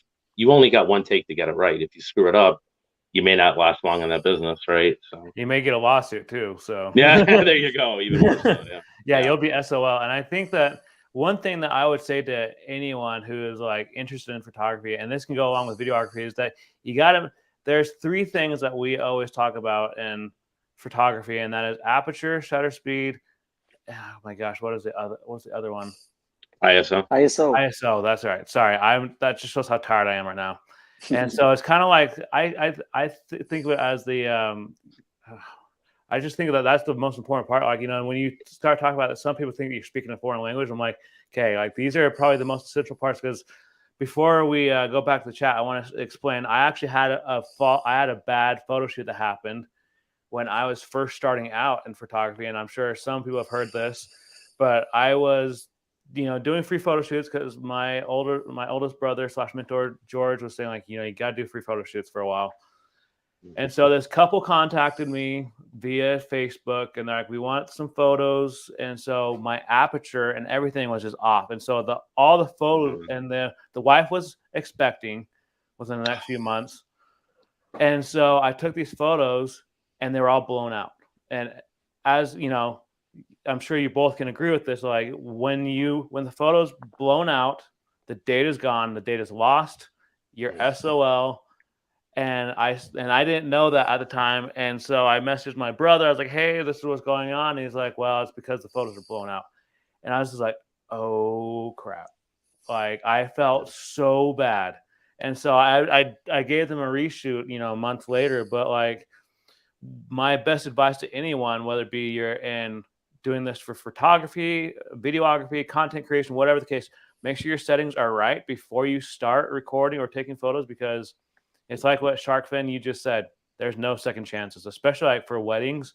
Like if you're just doing family portraits, that's one thing you can say, like, oh well, let's just get a few more just to make sure that I got what I need. But if it's wedding photography, like you can't say, like, oh well, can we just like redo this whole thing? Right. No. Imagine. May I share something? Go ahead. So as you guys may know already, like I do wedding videography, and I just want to say that I highly relate to everything that you guys said. I think the most challenging part about videography when it's like a wedding or like a quinceañera or any of these like one-time events that you can't really be asking people to repeat things, is just making sure that the audio, number one, is right. Because sometimes the video you can tell by like, you look at the viewfinder, that, okay, the video looks okay, but the audio sometimes, unless you have like in-ear monitors or something, you never know if the audio is going to come out right. And sometimes even if you're monitoring, it still may not sound as clear as you think it sounds, because there's like all this noise. So you don't really get to know until you come back home and review the footage. So audio number one, and then low light number two. At weddings, they usually like to have this moody vibe, like they dim the lights. And so it just gets super challenging, and man, it's so stressful. But once I come back home and I see that all my footage looks good, especially the first kiss, like you said, Sharkfin, the cake, all these things, once I know that those are good, then it's like I relieved, like, I feel so relieved. I feel like I'm good. Like I'm just gonna edit it, and then I just make sure that I back up all my footage. But it's very tough. That's amazing. How long have you been doing that, Lil? I've been doing this for, pretty much like ever since 2018. Yeah. Wow. So I started out like doing free wedding films, of course. Like you said, you got to start doing free work. so people know like what you're capable of. And then I started charging a little bit of money, and then I started upping my gear, and now I charge way more. And so it just kind of depends. Like the more experience you have, the bigger the portfolio and the better you become at branding yourself and your services, well, the more you can charge, but the more responsibility that comes with charging more, right? So yeah, that's amazing. And you're what? You're 21? 21, correct. That's amazing, Guy's man. like he's like a celebrity. Yeah, he's a rock star. We love Layla. Thank you. That's I love amazing, you man. guys. Seriously. No, we love you too. That's amazing. Great. That's Well, I mean, and you're the sky's the limit. Starting to, I mean, not to say there's any bad time to start, but you have those skills already, and it's just going to go from there. So I love it. So going back to the chat, John, he's like joining late but made it. Hello, John. Thanks for stopping by, man. Appreciate you. And then Annette said, "I love my Apple Watch to track my workouts," and it's so true. Like it's so Annette can probably attest to this. Apple used to have this on the Apple Watch, and they came out with an update and they changed it. But it used to be that like your Apple Watch would say like your rings are normally further along by now, and so it's basically saying Apple's like you're being lazy. Get up off your butt and go do something. But they changed it and with an update, and I was so glad they changed it because I'm like, my watch just called me lazy. Like, what the heck? Like, right? It's crazy. But yeah, no. Going back to the whole with regards to the gear and everything, when it comes down to like, I was talking with someone like last year, and they're saying like how I should probably up my prices, and it's interesting how when you up your prices as like a photographer, as a videographer, so you'll start to see like that some people are going to get pissed. Like some people are going to be so mad because they're like, well, I don't want to pay that much. And I'm just thinking in my mind, like, you get what you pay for. Yeah. And, there were several times like when people like I would like usually like when I raise my prices, like I usually go on my Facebook page and give people a heads up saying like, I'm raising my prices. And so please, if you want to get, a photo session right now before the prices go up, DM me. And people just get mad. And so I'm just like, I mean, I got to earn something off of this. I can't just like do this basically scot-free. Yeah, because it becomes a race to the bottom, right? When people just go, oh, I have a uncle or cousin who can do it cheaper. Well, then why are you asking me, right? Mm-hmm. So that people just, I look, we get it, right? We're in, not to get in the whole too much finance economic thing, but we know we're in kind of not the best times right now. Volatile markets, gasoline, other food prices keep going up, right? And people are going to try to do their best to try to, bring your prices down. But I don't blame you, Anthony, for holding firm. And Laylo, it sounds like you're more than competent at this point to charge a competitive price. You've earned your stripes as well. It sounds like so. You have every right to charge a competitive price because you have expenses as well, right?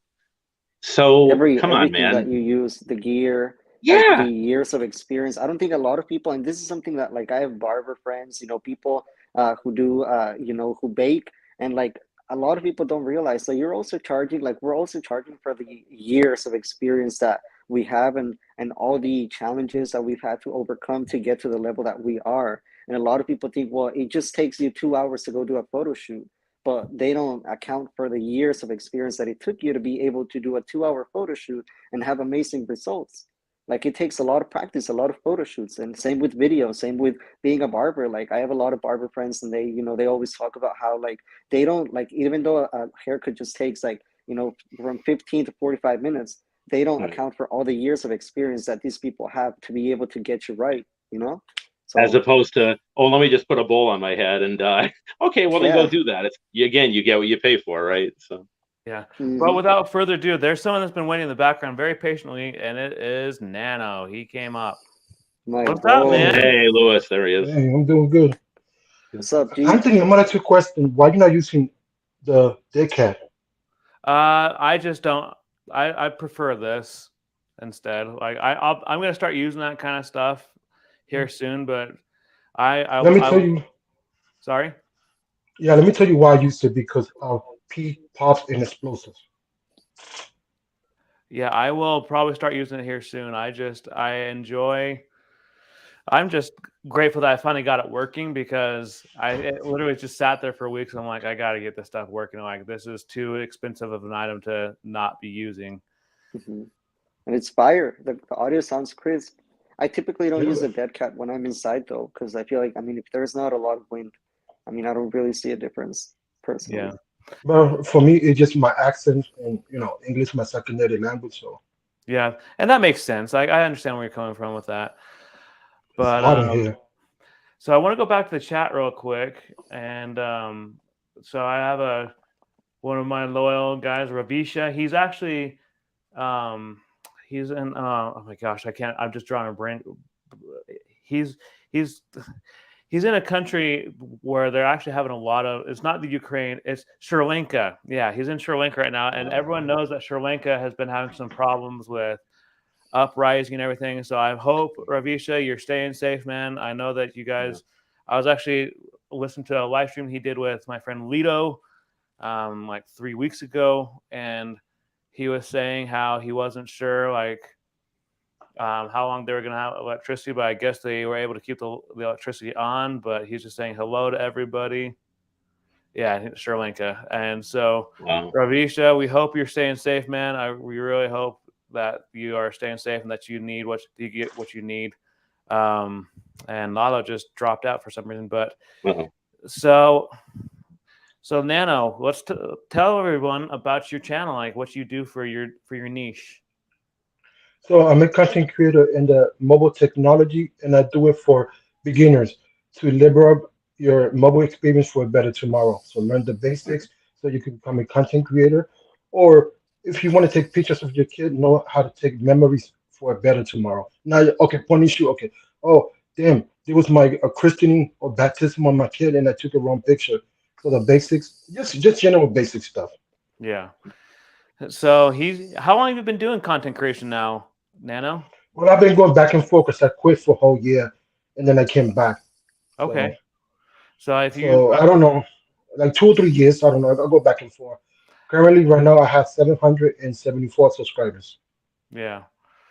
Well, I mean, once what I've come to find is that once you get over that 1K mark, like subscriber count doesn't really matter too much. And so, what I try to focus on right now is doing these weekly live streams. Like I love doing this weekly live stream and really just putting out great content. And I think that the rest will follow.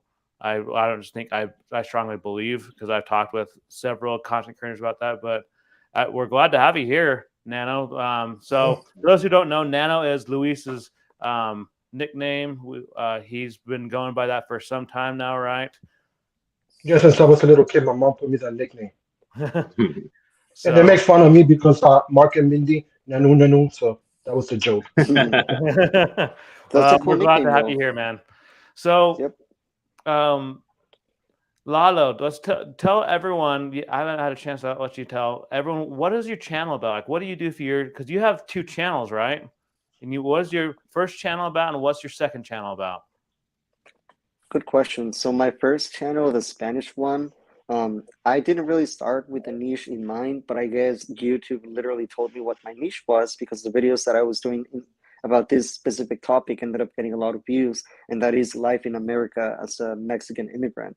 Like, as a lot of you know, like I came to the US at the age of 13, learned a new language, got used to this new culture, and then I started showcasing what it's like to be, just go through all those experiences as a normal, I mean, I'm still kind of a kid, but like I was like 13, 14 when I came here. So just showcasing what that experience is like. And then that's kind of what I still do whenever I do post videos on there. And then for my new channel, the English one, I started because I really feel inspired by people who are pushing themselves out of their comfort zone for people's entertainment. And I'm like, if they can do that, if they can do this crazy, kind of incomprehensible challenges to entertain people, then so can I, right? So that's why I created that new channel. So we were actually talking last night in a room with Angie, and she gave me a really good tagline for my channel banner, which would be, I am pushing myself out of my comfort zone for your entertainment. So that's pretty much what I aim on doing on my new channel. I'm excited. Awesome. We're excited for you. Go ahead. I like that. Yeah. Now, Lalo, you have a video that's going to be coming out here soon where you're going to be walking across your city barefoot. right? Yep. What? Oh no. Crazy, man. I tell you. I'm Make sure you scared. stay hydrated and make sure you have that team behind you. Like, Yeah. Yeah. I cannot Like stress I'm that gonna enough. be Like, I'm gonna be disinfecting my feed probably every hour. I'm gonna be checking for cuts. If I do end up getting like a bad cut, I'm probably gonna have to cut the challenge. I don't care. I'm not trying to risk my own health for a video, but hopefully if Right. I don't get any cuts and I just stay very careful, I will be able to complete it or at least get very close. If I don't complete it, I'll probably just punish myself and record it for YouTube. We'll see what happens, but I'm excited. I think it'll be a good video.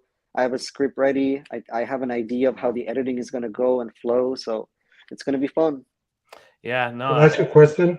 Go ahead. Yeah. On that, are you gonna just walk regular places, or you gonna go off, like for example, grass, cement? What? Or you gonna? I know you're gonna showcase your city, but I don't know how your city. If you live in a suburb, you live in the country. I'm not sure. Well, Houston is kind of like a city. Like there are, I don't know. Like pretty much what I'm gonna do is I looked up the eastern and western limits of the entire city, and I'm gonna find a street. What the way I'm gonna tell people how I got to the other side of the city is that I'm gonna showcase which street I have to get to be at the exact western limit of the city. I'm gonna be starting at the eastern limits of the city and then just walking as straight of a line as I can all the way across the city. Like it's not about showcasing the city, it's more about like putting myself through the pain of walking 35 miles in a straight line. I'm gonna be taking breaks, like maybe to use the restroom or like maybe eat, but I don't plan on taking like super long breaks because then getting back to it would be very painful. So Right. that's kind of how I plan on structuring the video. Yeah. 35 miles, man, you're a trooper. I mean, so is it what inspired this? Is this like a dare from a viewer or subscriber or someone else or what? Just curious. No, it's because I had seen somebody who I used to be kind of closer with, a creator. We don't really talk like that anymore, but we used to a long time ago. And so this guy, he did like a crazy video. He was doing like running. I think he was running barefoot like a whole marathon in the snow.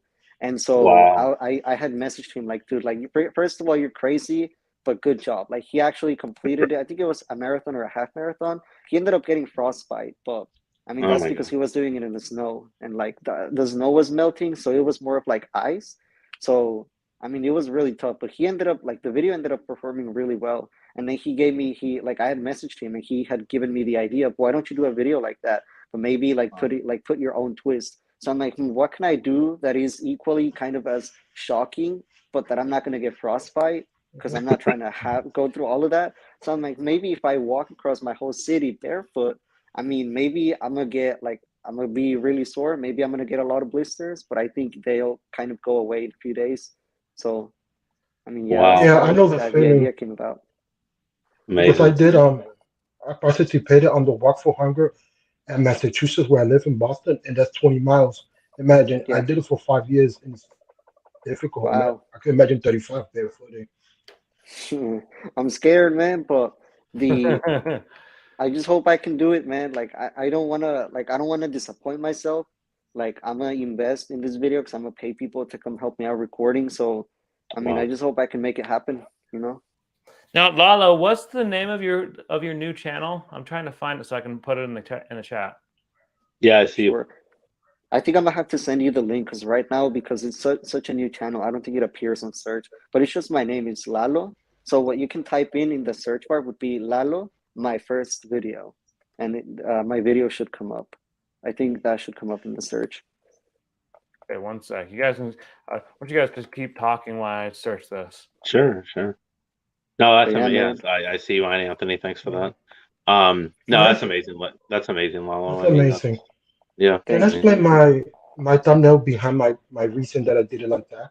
Go for And it. the Please. reason that I was showing the camera, right, and then the picture I was taking a snapshot of me holding the camera trying to block.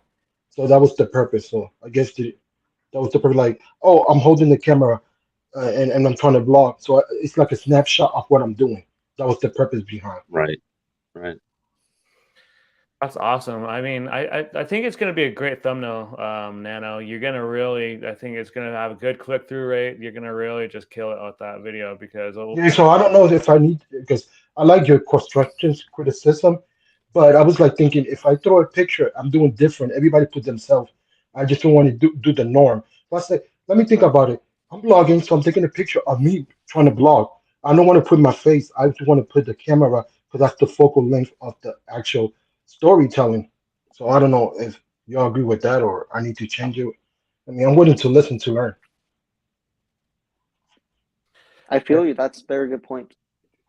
Yeah, I mean, we're here for you, man. Like, I mean, if that's what you want to do, like, go for it. I'm not stopping you at all. I just think like if you had at least different coloring on the letters. Yeah, I could change the letters. I could change that. Yeah, Yeah. I would definitely change the letters for that, just so that you know that number one, you're gonna get some good click through rate, but number two, just because a different color of letter, like whether it be red or orange or yellow, it would attract more people. That's just what I'm saying. I feel like Okay, cool. yellow could be a good color. Yeah. I was thinking Yeah, because that. that's part.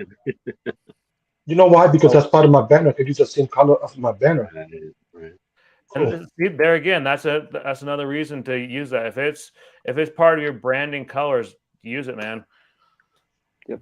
Cool. And Thanks. I just shared all you guys links in the chat so you guys could get some more subscribers. But Thank you, bro. Yeah. And one thing I'm gonna say to everybody that subscribe if you like what you see. I don't need no gold subscribers.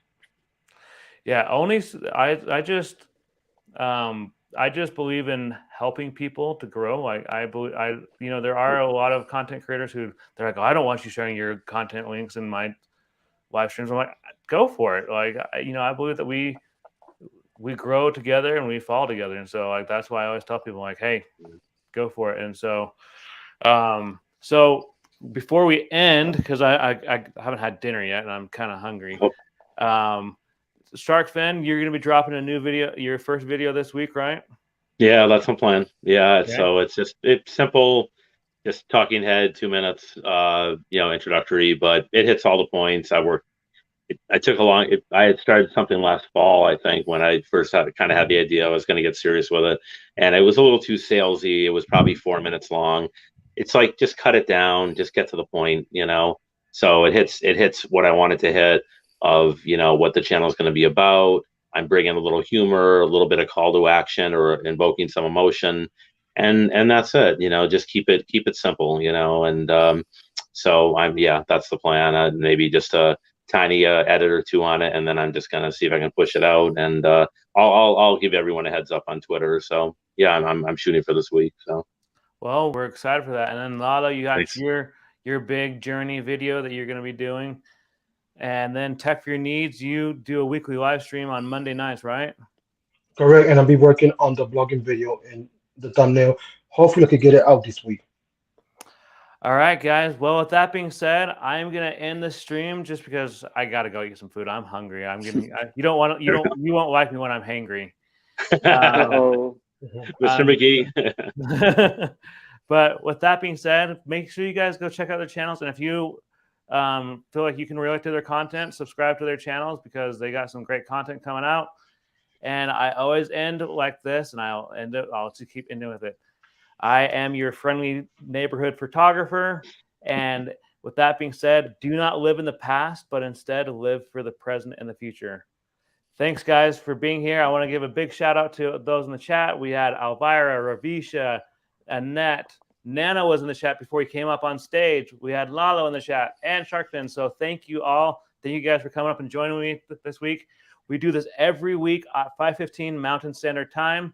And yeah, check out these other guys' channels. We'll catch you next time, guys. See you next week. Bye, guys. So. Bye.